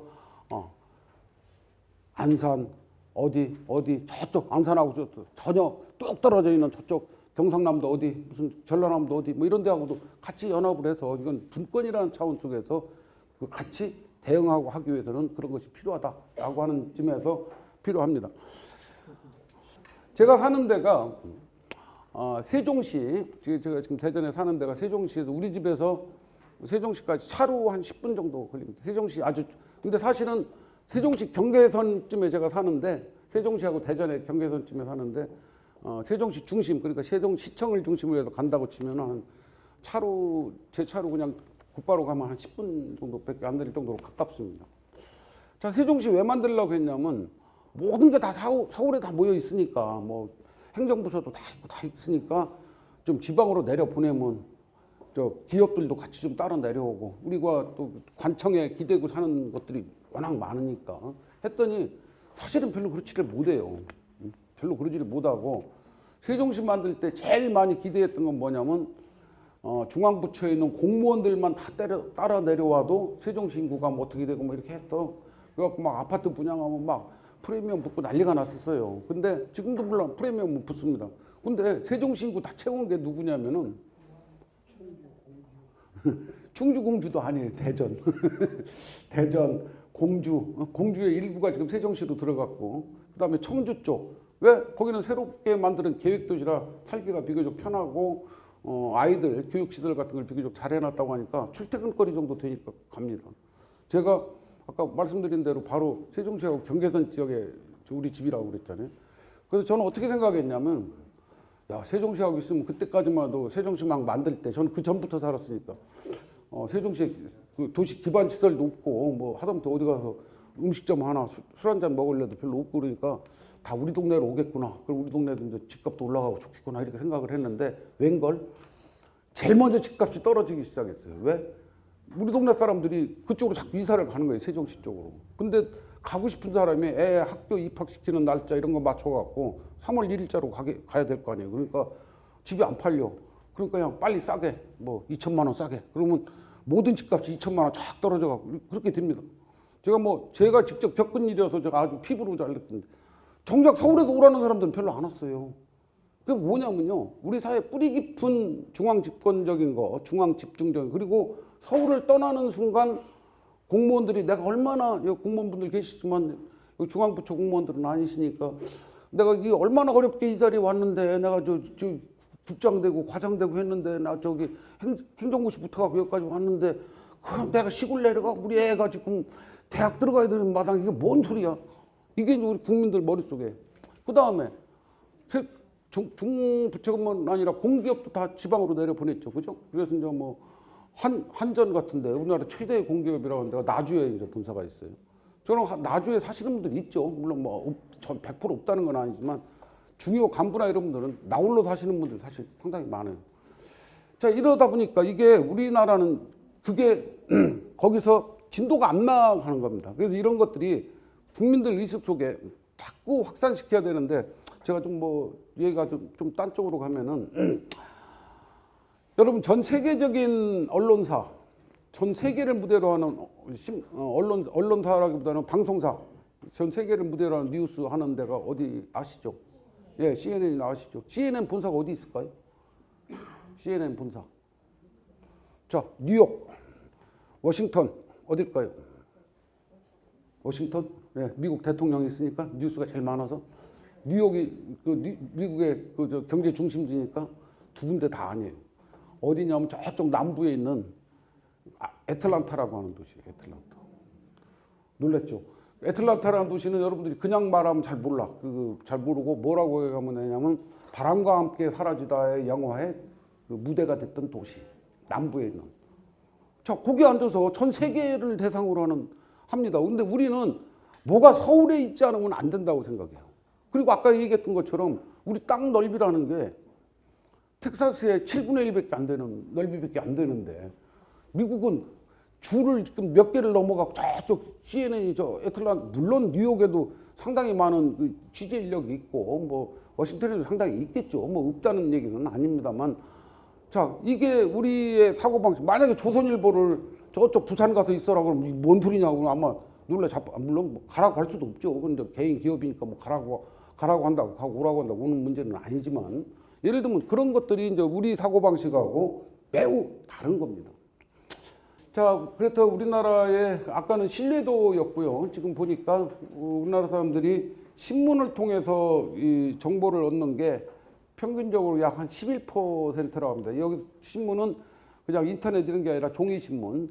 그다음에 텔레비전을 통해서 얻는 것은 약 84%라고 나와 있고요. 그다음에 저기 컴퓨터 고정형 인터넷이니까 이제 컴퓨터죠. 그거 22%. 그다음에 저 스마트폰 이게 2017년 통계이기 때문에 요즘은 좀 다를 거예요. 아마 이게 더 올라갔을 텐데. 자, 문제는 여기서 여기 텔레비전을 통해서 얻는다는 게 85%로 가장 압도적으로 많은 것처럼 되어 있는데 사실은 저건 좀 잘못된 거예요. 왜 그러냐면 아까도 말씀드렸지만 내가 텔레비전을 보는 것이지 그걸로 해서 뉴스나 정보를 얻는 거하고는 좀 차이가 있어요. 예를 들어서 뭐 요즘 애들 막 나오는 슈퍼맨이 뭐 돌아왔다? 우리 집사람 보니까 하루 종일 앉아서 그거 보던데 그거 뭐 보는 거하고 뭐 세상 살아가는 거하고 뭐 아무 도움 안 되잖아요. 그냥 귀엽다라는 정도죠. 그 다음에 드라마 뭐 그것도 그렇죠. 그죠? 그 다음에 뭐 요즘 저 연예인들 뭐 우리나라 채널이 무지하게 많아져 갖고요. 케이블 TV가 지금 채널이 몇 개쯤 될 것 같습니까? 케이블 TV 채널이 몇 개쯤 있을까요? 아, 손으로 세 보시려고요? 그 맨 마지막 하다 보면 999까지 나오긴 해요. 한 250개 정도 됩니다. 한 250개 정도. 근데 제가 정도라고 하고 제가 명색이 신방과 교수를 36년 했다는 사람인데도 정확한 통계를 사실 저도 몰라요. 왜 그러냐면 어제까지 있었던 게 오늘 없어지고 오늘 또 새로 생기는 게 있고 뭐 이래서 그리고 집집마다 다 다릅니다. 돈 많이 내는 집은 뭐 100개 들어가는 집도 있고 돈 좀 덜 내는 집은 한 50개 들어가기도 하고 근데 여러분들 보는 거는 아마 그 중에서 10개 내외에서 왔다 갔다 할 거예요. 아마 대부분. 그죠? 저녁에 잠 안 올 때나 그냥 괜히 이거 누르다가 보니까 어떡하든 이상한 거 걸리기도 하고 이렇게도 보잖아요.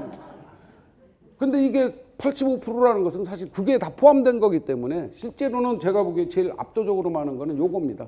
요거. 여기 저 이동형 인터넷. 이동형 인터넷이라는 말 그렇게 돼 있지만 정확하게는 스마트폰입니다. 자, 그 다음에 시간을 따져봤더니 하루에 종이신문 보는 시간이 5분이래요. 5분. 자, 텔레비전은 하루 평균 이용 시간이 약 2시간 반 정도. 155분이니까 약 2시간 반 정도. 그 다음에 컴퓨터 이용하는 건 한 50분. 그 다음에 뭐죠? 그 스마트폰 이용하는 건 약 한 72분 정도입니다. 자, 아까 유튜브 얘기했는데요. 우리나라 국민들이 우리 대한민국 국민 전체가 유튜브만을 보는데 그 스마트폰이 아니라 유튜브만을 보기 위해서 쓰는 시간이 한 달에 몇 분쯤 되냐는 통계를 보고 저도 깜짝 놀랐어요. 깜짝 놀랐는데 몇 억분이에요. 몇 억분인데 우리 국민 전체가 380억 분이랍니다. 한 달에. 그래서 내가 대략 계산해 보니까 우리 국민 인구 중에서 스마트폰을 누구나 다 쓰는 건 아닐 테니까 아이들 안 쓰는 것도 있고 뭐 해서 한 4천만 정도가 쓴다고 치고 뭐 대충 계산해 보면 1인당 한 100분 정도를 그 유튜브를 접하기 위해서 씁니다. 이게 이제 스마트폰을 접한 게 아니라 유튜브만을 하기 위해서. 근데 저 같은 경우는 사실 유튜브 거의 안 보거든요. 거의 안 보고 제가 보려고 하는 건 아까 얘기한 대로 뭐 가짜 뉴스 같은 걸 일부러 잡기 위해서 그건 이제 아주 작심하고 보려고 작심하고 볼 때만 보지 뭐 누가 보내는 것도 그냥 지워버리고 뭐 되게. 근데 요즘 보니까 뭐 친구 자식들이 무슨 뭐 유튜브에 무슨 채널을 만들었는데 구독자 수를 좀 높여달라고 막 SNS 같은 거 보내면 그 참 친구 자식인데 또 그것도 좀 안 해주기도 그래도 우리 아들 보고 좀 하라 갈까 그런 생각도 하고. 자, 우리나라의 지역 언론이 아까 말씀드린 대로 여러 가지 역할을 잘 해야 된다 그랬는데 다른 나라하고 참 차이 나는 부분이 이제 이 대목이에요. 외국의 경우는 보니까 요 파란 게 외국입니다. 외국에서는 지역 뉴스가 가장 관심 많은 뉴스입니다. 63%입니다. 63%. 우리나라는 지역 뉴스에 관한 관심이 35%입니다. 우리나라에서 제일 관심이 많은 건 뭐냐면 라이프 스타일. 어디 가서 뭐 맛집 찾고 뭐 이런 것들, 뭐 이런 것들이 주로. 그 다음에 범죄 사건 사고. 요게 이제 우리 자, 그 다음에 지역 신문을 신문 구독 비율로 따지니까 이거는 주로 일간지입니다. 그 아까 얘기했던 뭐 안산신문 이런 건 아니고요. 했더니 우리나라가 세계에서 끝에서 두 번째입니다. 여기 5,100만으로 했을 때 페이퍼 비율이 8%인데 요게 몇 년도 통계냐면 2018년 통계니까 비교적 최근 통계네요. 근데 중요한 거는요. 요 나라들을 한번 보세요. 지역 신문 인구 구독 비율이 많은 나라들 보면 핀란드, 독일, 덴마크, 캐나다, 노르웨이, 미국, 호주 비교적 잘 사는 나라들이죠. 잘 산다는 게 꼭 GDP가 뭐 세계 1위, 2위 뭐 이게 아니라 여러분 잘 알다시피 북유럽 국가들 잘 살죠. 그죠? 실질적인 GDP는 우리보다 이제 인구가 작으니까 별로 아니라고 하더라도 이게 뭐냐면요. 이 핀란드 같은 나라는 인구 550만 밖에 안 됩니다. 경기도의 인구 반 정도밖에 안 되는 거예요. 경기도 인구 반도 채 안 되는 거예요. 그런데 물론 땅덩어리 크죠. 경기도가 훨씬 크죠. 거기는. 그런데 이 사람들은 나름 지역 분권이 잘 이미 돼 있은 거예요. 그래서 지역에 관한 뉴스에 관심이 많아요. 자, 이건 제가 실제로 겪은 일인데 책에도 본 얘기가 아니라 제가 직접 겪은 건데 미국에 가면요. 미국 사람들이 트럼프에 대해서 관심이 굉장히 많을 것 같잖아요. 그죠? 그 양반이 또 워낙 독특한 사람이고 우리 국민들은 트럼프 진짜 잘 알아요. 애들까지 초등학교 애들까지도 옆집 사는 할아버지보다도 더 잘할 정도로 트럼프 잘 알아. 근데 미국 사람들은요. 솔직하게 의외로 잘 몰라요. 물론 트럼프라는 사람을 모르는 건 아니고 그 사람이 뭐라고 했는지 무슨 발언을 했는지 뭐 어떤 행동을 잘 몰라요. 근데 우리는 트럼프가 뭐 TV 날리고 어쩌고 저쩌고 하는 거를 거의 실시간 보도하다시피 해서 다 잘 알아요. 김정은하고 둘이 뭐 러브에 빠졌다느니 어쨌다느니 뭐 이런 다 잘 알아. 근데 미국 사람들은 거의 관심도 없고 잘 몰라요. 그 사람들은 뭐가 관심이냐면 LA 사는 사람은 LA 타임스 봐가면서 이 지역에 어디에 뭐가 생기고 뭐가 열리고 뭐가 하고 이게 관심입니다. LA 타임스보다도 더 아래 우리 한인 교포들 많이 사는데 오렌지 카운티인데 오렌지 카운티에서 뭐 어디에서 뭐 바자회가 열리고 뭐 하고 거기에 뭐 그 카운티 시장이 뭐를 했고 뭐 이런 거에 관심이 많고 트럼프 관심은 아마 순위로 따지면 저쪽 한 10번째 이후 우리는 관심 1위 당연히 청와대 조국 그죠? 뭐 보나마나 아니면 뭐 찬성을 하든 뭐 반대를 하든 뭐 검찰개혁 뭐 어쩌고 저쩌고 이쪽으로 쭉 가잖아요. 자 여러분 여기 계신 분들 중에서 안산에 관련된 뉴스 최근에 가장 중요한 뉴스 뭐 있습니까? 안산. 없어요. 세월호 추모공원. 예. 신안산. 예? 신안산. 신안산선 그 저기 기차. 예. 그게 이제 저쪽 제 사는 고향하고도 좀 관계가 있어요. 제가 온 고향은 홍성인데 그쪽에서 아마 뭐 이렇게 연결해 갖고 저쪽 충남 서해안 쪽으로 이렇게 아마 오는가 보더라고요. 그래서 그쪽에서는 반발이 많아요. 왜 이렇게 원래 이렇게 쫙 해갖고 여의도까지 그냥 이게 쫙 해주지. 거기다 뭐 갈아타게 만들었냐 뭐 이러고. 예. 또 뭐 그런 거 또 그 다음에 또 자 보세요. 여러분들 지금 사시는 데가 안산이고 그죠? 내가 나한테 직접적인 연결 관계가 되는 게 사실 안산이에요. 그래서 여기다 가로등 하나를 만들고 어디다 도로 하나를 하고 뭐가 하고 하는 게 사실은 내가 사는 거하고 직결된 건 이건데 우린 그건 잘 몰라요. 그건 잘 모르고 누가 무슨 뭐 펀드를 만들어서 어쨌다느니 무슨 뭐 이런 건 우리가 잘 알아. 저기 제주도 사는 사람도 잘 알고 제주도가 뿐이 아니라 제주도야 큰 섬이죠. 그런데 거기 말고 저 신안 앞바다에 있는 뭐 이름도 잘 모르는 뭐 그런 섬에 사시는 분들까지 할머니 할아버지들까지 다 알아요.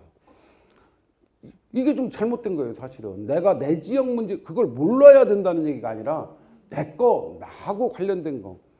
자, 우리 다른 거보다도 제가 아까도 아파트 얘기를 했는데 내 아파트에 어떤 문제가 있으면 그거에 대해서 우리 관심 많죠. 그죠? 특히 뭐가 관심이 있냐면 우리 아파트 옆에 학교가 하나 생긴다더라. 있던 학교가 학생 수가 없어서 문 닫는다더라. 엄청 민감하게 관심 갖겠죠. 그죠? 그 다음에 어떤 아파트는 집값이 5천만 원이 올라가는데 우리 아파트는 오히려 떨어졌다더라. 그 이유가 뭘까? 인근에서 냄새나는 무슨 시설이 있어서 그렇다더라. 아니면 아직 오지는 않았는데 뭐가 그런 게 하나 온다는 소문이 나는 바람에 안 팔린다더라.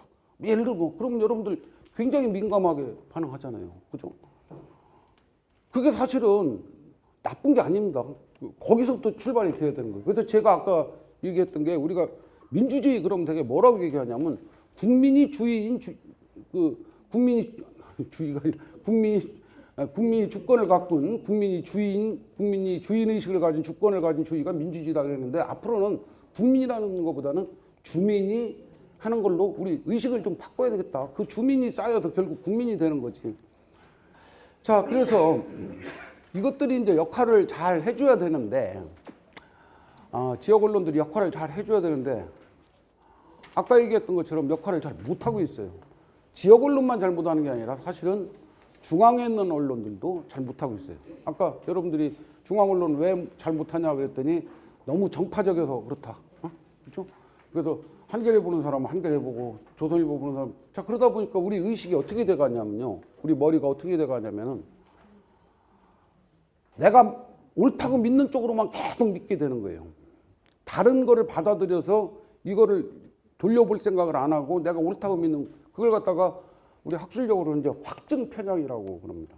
그래서 조선일보 보는 사람들한테 한겨레 신문적인 논리를 갖고 아무리 설명을 하려도 안 먹혀 들어가고 거꾸로 한겨레 신문을 보는 사람들한테는 조선일보적인 논리를 가지고 아무리 설득을 하려고 해도 안 되는 게 지금 우리 한국 사회가 갖고 있는 가장 큰 저는 병폐라고 생각을 합니다. 근데 그걸 그렇게 만드는 주범이 누구냐? 물론 원죄는 정치한테 있지만 뭐 정치를 빼고 나서 본다고 하면은 언론한테 있어요. 자, 근데 언론은 정파적인데 그럼 왜 정파적일까를 생각해 봐야 되겠죠. 왜 걔들이 왜 이렇게 정파적일까? 정치인들은 왜 정파적일까요? 다음 당선되려고 정파적인 거예요. 쉽게 얘기하자면 뭐 언론 우리 뭐 알다시피 그냥 안 되는 것도 박박 우기고 좀 억지 소리도 하고 또 너무 억지 소리 심하게 하다 보면 이제 역풍을 좀 맞기도 하지만 근데 언론은 그럼 왜 그럴까? 왜 그럴까? 언론 정치인은 다음 당선되기 위해서 한다는 게 이제 우리가 다 알아요. 알겠는데 왜 그럴까? 언론은 그걸 하나의 장사 수단으로 삼고 있는 겁니다. 예를 들어서 조선일보가 이건 우리가 너무 심하게 이렇게 한 것 같아. 좀 이쪽으로 가야지. 그러면 그렇게 갔다가 우리 독자 다 떨어지면 어떡하지? 예를 들자면 한겨레 신문도 마찬가지로 우리 이쪽 좀 이렇게 좀 가면 어떨까? 좀 우리 좀 중간쯤 가서 이쪽에 대해서 비판하는 사람들 얘기도 좀 들어봐야 되지 않겠어? 라고 가려고 하면 야, 우리 그나마 부수도 적은데 그나마 다 떨어지면 어떡해? 마치 MBC, KBS 다 똑같이 다 채널 돌려버리면 어떡해? 그러다 보니까 그쪽 논리에 맞는 사람들만 그러니까 우리가 지금 자본주의 국가에서 언론은 두 가지를 갖고 있어요. 매우 공적이기도 합니다. 언론은 사실은 근데 그들은 공이 아니에요. 사지. 그렇잖아요. 언론은 사기업이지 그게 무슨 공무원이라든지 국가기관이라든지 하는 건 아니잖아요. 그런데 그들이 하는 역할은 굉장히 공적인 역할을 해요. 자, 우리 보통 사람들은 접할 수 없는 데를 언론들은 접합니다. 예를 들어서 우리 저기 계신 기획팀장님 책상 위에 막 가서 우리 책상 서류 있으면 막 뒤적뒤적 만지고 그러죠. 요즘은 좀 덜 그러나 모르겠는데. 예. 만약에 여기 계신 여러분이 나 저 안산 시민으로 나 뒤질 권리가 있어 그렇게 하고 막 가서 막 뒤적뒤적하고 책상 서랍 막 열어봐요. 당장 난리 나죠. 그죠? 근데 언론인은 좀 불쾌하긴 하겠지만 막 그렇게 막 그냥 죽일로 만들고 막 경찰에다 갖다 금방 고발하고 그러진 아마 않을 거예요. 자, 그게 언론이 갖고 있는 특징이에요. 대통령 외국 가면 장관이나 무슨 뭐 경제인들 계속 공적인 업무를 수행하고 가는 사람들 외에 언론인들도 따라가죠. 자, 그들은 공적인 일을 해요. 그런데 사실은 그들이 매우 사적인 회사, 개인 회사 직원이기도 하고 이런 공과 사가 이렇게 같이 묶여 있는 거예요.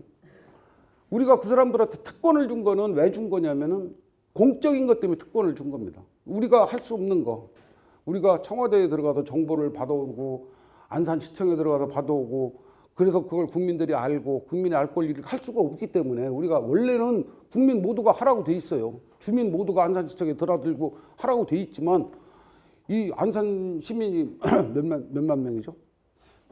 70만? 예. 안산 시민 70만 중에서 뭐 10분의 1만 해도 7만 명이 맨날 안산시청 몰려가고 나 이거 볼란다 저거 주시오 뭐 이러면 아마 전혀 시정이 청와대에 막 한 5천만 명이 몰려갖고 난리, 얼마 전에 몇백만 명, 아니 몇백만까지는 모르지. 근데 하여튼 그 한 것만 갖고도 난리가 나는데, 그죠? 그건 안 된단 말이에요. 그래서 그걸 누가 대신하라고 준 거냐면은 언론인들이 이제 대신하라고. 그래서 그들에게는 약간의 우리 같은 사람들이 접할 수 없는 그런 특권을 좀 부여한 거예요.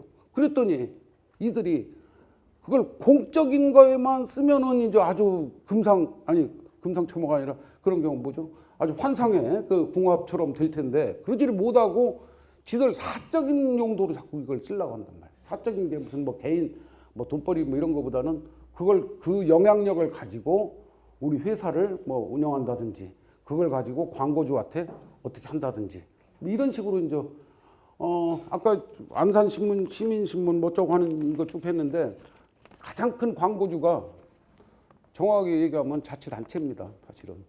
거기에 무슨 뭐 갈비집도 있어야 되고 뭐 무슨 공장도 있어야 되고 무슨 뭐 이런 여러 가지가 사실은 원칙적인 우리 자본주의 시장 논리에 의하면 그렇게 해서 만들어서 돌아가야 되는 게 원칙인데 그렇지는 못해요. 그렇지를 못하기 때문에 대부분 자치단체에 거의 목을 매다시피 하고 또 구독자도 제일 많은 게 또 자치단체를 붙잡고 합니다. 옛날엔 더 심했는데 근래에 들어서는 그나마 많이 정비가 됐다고 하는데도 자 그러다 보니까 우리가 사람들이 지역신문 그러면은 볼 게 없다. 볼 게 없다. 아까 얘기한 대로 편향돼서 볼 것도 없고 읽을 거리도 없고 뭐 이런다. 자 그게 품질의 위기입니다. 우리가 무슨 물건을 살 때 지역신문 하나의 상품이니까 품질이 일단 좋아야 되겠죠. 그 다음에 두 번째 유통, 만들어진 물건이 도달을 해야 됩니다. 그죠? 더군다나 우리나라는 신문이 각 가정에다 배달해주고 하는 것이 오랫동안 습관처럼 돼 있죠. 미국 같은 경우는 안 그래요. 되게 가판이 더 많습니다. 왜 그러냐면 미국 같은 데는 여러분 알다시피 뭐 영화 같은 거 보면 집이 하나씩 조금씩 뚝뚝 떨어져 있는데 뭐 그거 배달하러 돌아다닐 수가 없으니까 되게 우리 말로 하자면 쇼핑몰 같은데 이게 이제 있는데 우리나라는 집으로 갖다 주지 않으면 사실 신문 잘 안 보거든요. 근데 갖다 줄 시스템이 별로 없어요. 왜? 보지를 않으니까. 예를 들어서 우리 아파트에서 내가 그 무슨 경인일보를 보겠다라고 이제 지금 지역 신문도 아니고 경인일보가 하면 이 지역에서 가장 그 발행 부수가 많은 신문일 텐데 경인일보를 제가 보겠다라고 신청했는데 우리 아파트가 한 1000세대 정도 될 때 그런 세대가 한 100세대 정도 되면 경인일보에서 아이고 고맙습니다 하고 오죠. 근데 두 세대, 한 세대 그럼 오겠어요? 안 오겠죠. 왔다 갔다 오토바이 기름값도 안 나오는데. 그죠? 안 옵니다. 그러니까 유통이 안 되는 거예요. 유통이. 더 결정적인 것은 믿지 못하는 거. 신뢰의 위기. 이 세 가지가 같이 물려 있어요. 이 세 가지가. 신뢰를 못 받기 때문에 품질이 떨어지고 품질이 떨어지니까 독자가 없으니까 유통도 안 되고 이게 이제 뭐가 앞이냐 뒤냐를 따지기가 애매하게. 자, 방송은 조금 달라요. 신문하고는. 방송은 뭐가 좀 다르냐면은 신문에 비해서는 신문은 매우 영세하다고도 볼 수 있는데 방송은 그렇게 영세하게는 할 수가 없죠. 특히 텔레비전 방송 같은 경우는 우선 장비도 있어야 되고 여러 가지. 근데 제가 아까 그냥 그 시간이 없어서 빨리빨리 넘겨버렸는데 방송을 만드는 데는 결정적인 게 세 가지가 있어야 됩니다. 여기 써 있듯이 3M, 포스트잇 만드는 그 3M이 아니라 3M. 돈이 있어야 됩니다. 그죠? 두 번째, 방송은 장비에 의존하는 게 굉장히 많죠. 카메라 질이 얼마나 좋으냐. 여러분들 요즘 텔레비전 집에서 보는 것도 뭐 OLED냐, QLED냐 하고 뭐 LG하고 삼성하고 싸웠었고 막 그러잖아요. 그죠? 내가 보는 것도 그냥 우리 집에서 그냥 보는 거 사실 뭐 제 눈으로 보니까 그거 보나 저거 보나 뭐 제가 명색이 방송 전문가인데도 잘 모르겠더라고요. 저는 그거야 뭐 시력하고 관계된 거지 뭐 전문가가 별 상관도 없는 것 같고. 근데 그거 갖고 지 싸워요. 그럴 정도로 이게 굉장히 저기에 그 장비 의존도가 굉장히 셉니다. 그 다음에 중간에 맨파워, 인력, 사람 문제. 사람 문제는 뭐 기자라든지 PD라든지 방송 엔지니어라든지 해서 방송을 만드는 사람도 맨파워에 들어가고 뿐만 아니라 거기 출연하는 사람. 예를 들어서 굉장히 유명 인사가 출연한다 라고 하는 거하고 그냥 동네 우리 옆집 사는 사람이 출연하는 거하고 그 다음에 뭐 가수가 와도 뭐 BTS가 온다라고 하는 거하고 우리 동네 어떤 대학에서 노래 잘하는 애가 와서 강의한다. 이거하고는 좀 다르잖아요. 그죠? 자, 그런 맨파워. 그 세 가지가 그래서 있어야 돼. 머니, 맨파워, 머신. 근데 지역방송은 다 세 가지가 다 부족해요. 세 가지가 다. 우선 재정이 튼튼하지가 못하고. 재정이 튼튼하지가 못하니까 출연료라든지 이런 거를 많이 못 줘서 뭐 그런 걸 못 데려오고. 그죠? 그 다음에 장비도 당연히 좀 떨어지고. 그러다 보니까 어렵게 프로그램을 만들어도 안 보고. 여기는 경기라, 경기는 사실 딱히 해서 경기 방송이라고 할 만한 게 사실 별로 없습니다. 좀 있긴 있죠. 경인방송에서 OBS인가 하는 게 있는데 여기 안산은 시청권이 잘 나오는지 제가 안 나오는지 그건 잘 모르겠습니다. 나와요? 잘 나와요? 아마 요즘 대부분 다 케이블로 보기 때문에 어지간하면 다 나오긴 나올 텐데 많이 보세요. 잘 안 보실 겁니다. 아마 제가 안 보지 말라는 뜻은 아니에요.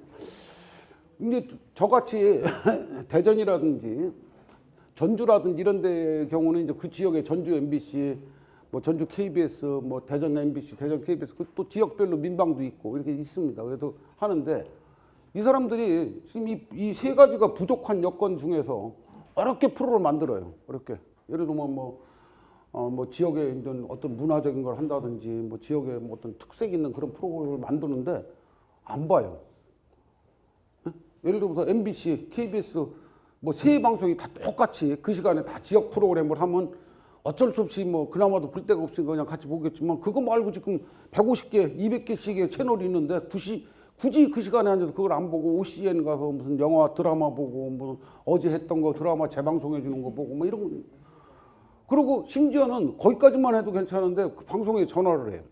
예를 들면 MBC가 프로그램을 했다 그러면 왜 딴 방송에서는 재밌는 거 하는데 전주 MBC에서는 그 이상한 거 해갖고 아무도 안 보게 만들어. 뭐 예를 들면 이렇게 거기에 얼쑤 우리가락이라고 하는 오래된 프로가 있어요. 전주가 왜 그 국악이라든지 여기 혹시 전주 고향이신 분 계실 텐데 그 판소리라든지 뭐 이래서 전주 대사습이라고 해서 그런 전통적 얼쑤 우리가락이라는 프로가 주간 프로로 위클리 프로로 있는데 굉장히 지역적 특색을 잘 살려서 더군다나 우리 국악 같은 거는 뭐 전주 방송이 아니라 사실은 서울에 있는 KBS나 서울에 있는 MBC에서 보존해야 될 그런 내용이에요. 그런데 자기네들로서는 아주 심혈을 기울여서 정말 많은 역량을 해서 하는데 아무도 안 봐요. 아무도 안 보지는 않겠지만 뭐 시청률로 따진다면 뭐 0%대 시청률.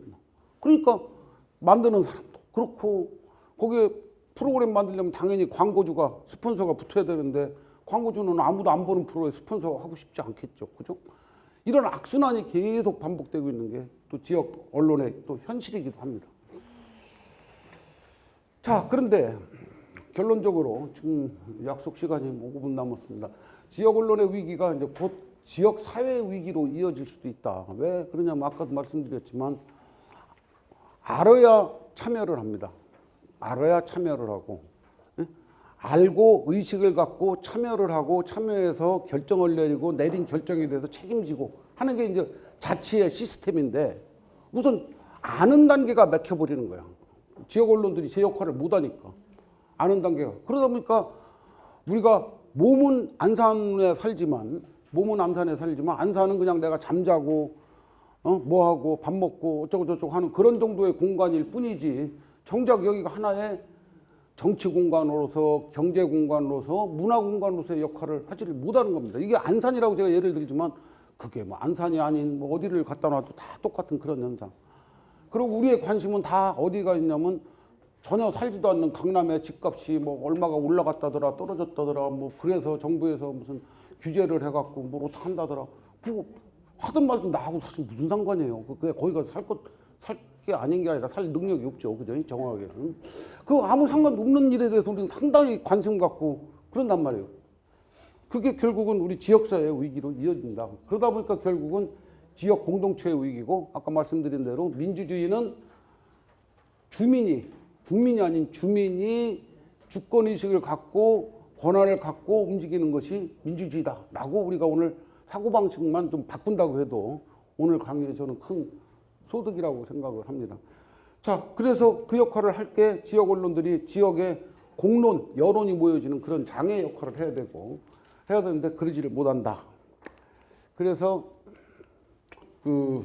이제 굳이 해법을 따진다면은 요게 선순환 구도입니다. 선순환 구도. 근데 사실은 제가 선순환 기왕이면 빈곤의 악순환보다는 선순환이 낫겠죠. 그죠? 풍요의 선순환이 낫겠죠. 그래서 선순환 구도로 했는데 사실은 지금은 악순환적 구도죠. 품질이 품질이 낮으니까 독자 및 시청자가 없고, 독자 및 시청자가 없으니까 돈 내고 신문 보는 사람, 광고료 역시 없고, 그러니까 돈이 없고, 돈이 없다 보니까 좋은 내용을 만들어내지를 못하고, 이거 방송이나 신문이나 공이.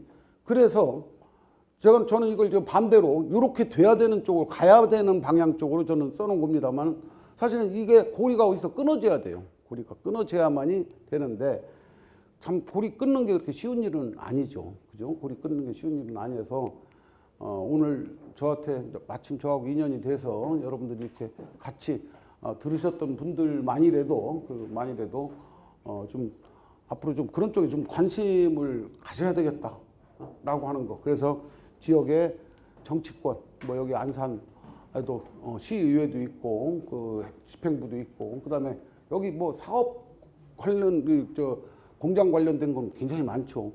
그래서 그다음뿐 아니라 우리 문화권, 우리 되게 뭐 경제, 뭐 정치 이런 것만 생각하지만 사실 문화도 굉장히 중요하잖아요. 그래서 지역 언론과 정치와 우리 주민과 언론과 이것이 지역 분권의 하나의 축이다, 이렇게 생각을 해서 좀 움직이는 그런 노력들이 필요하다고 생각을 합니다. 좀 마지막에 좀 엉뚱한 말씀 하나를 드리고 끝을 맺도록 하겠습니다. 누가 이렇게 길을 건널목에 걸어가다가, 그런데 혹시 들으신 분이 있을 수도 있는데, 가다가 하늘을 이렇게 쳐다보고 있는 거예요. 오늘 같은 가을 하늘 참 좋잖아요. 그죠? 우리나라의 가을, 10월, 더군다나 가을 중에도 10월 가을 하늘은 11달하고 싹 바꾸자고 해도 안 바꿀 정도로 정말 좋은 그런 가을 하늘인데, 자, 하늘을 이렇게 쳐다보고 있어요. 그러면 옆에 지나가던 사람이 저 사람 뭔 일이나 그러고 보는데, 어떤 사람 하나가, 둘이 뭐 짠 건 아니고 옆에서 뭐 있나 그러고 같이 서서 쳐다보는 거예요. 그럼 그때까지도 이제 그러다 또 다른 사람들이 왔다 갔다 하겠죠, 건널목에. 그러다 어떤 또 한 사람이 이 사람들 뭘 보나? 보니까 가을 하늘 좋네. 만약 그러고 또 하나, 그럼 셋만 그렇게 보면요, 3명만 보면은 다른 사람들이 지나가다 말고 다 본대. 예? 그게 그냥 잠깐 이렇게 보고 가는 게 아니라 10초건, 20초건, 30초건. 이 도시의 이 바쁜 생활. 또 이것도 실제로 있는 건데, 누가 공원에서 음악을 틀어놓고 혼자 춤을 막 추는 거예요. 응? 신나는 음악을. 그러면 지나가던 사람들이 좀 이상한 사람 아니야? 근데 그거 이제 보고 가죠. 그죠? 근데 어떤 사람 하나가 거기 내가 흥에 맞아. 그래도 같이 옆에서 같이 또 춤을 춰. 그럼 둘이 춘 거예요. 그 사람하고 원래 아는 사람 아니고. 근데 어떤 사람 하나가 또 지나가다가 노는 거 보니까 재밌거든? 그래서 자기도 같이 껴서 같이 춰. 그게 남자가 됐든 여자가. 그러면요, 나머지 사람들도 여기서는 당연히 춤춰야 되는 장소인가 보다. 그렇게 하고 여기는 춤추는 장소네. 그렇게 다 와서 춰요.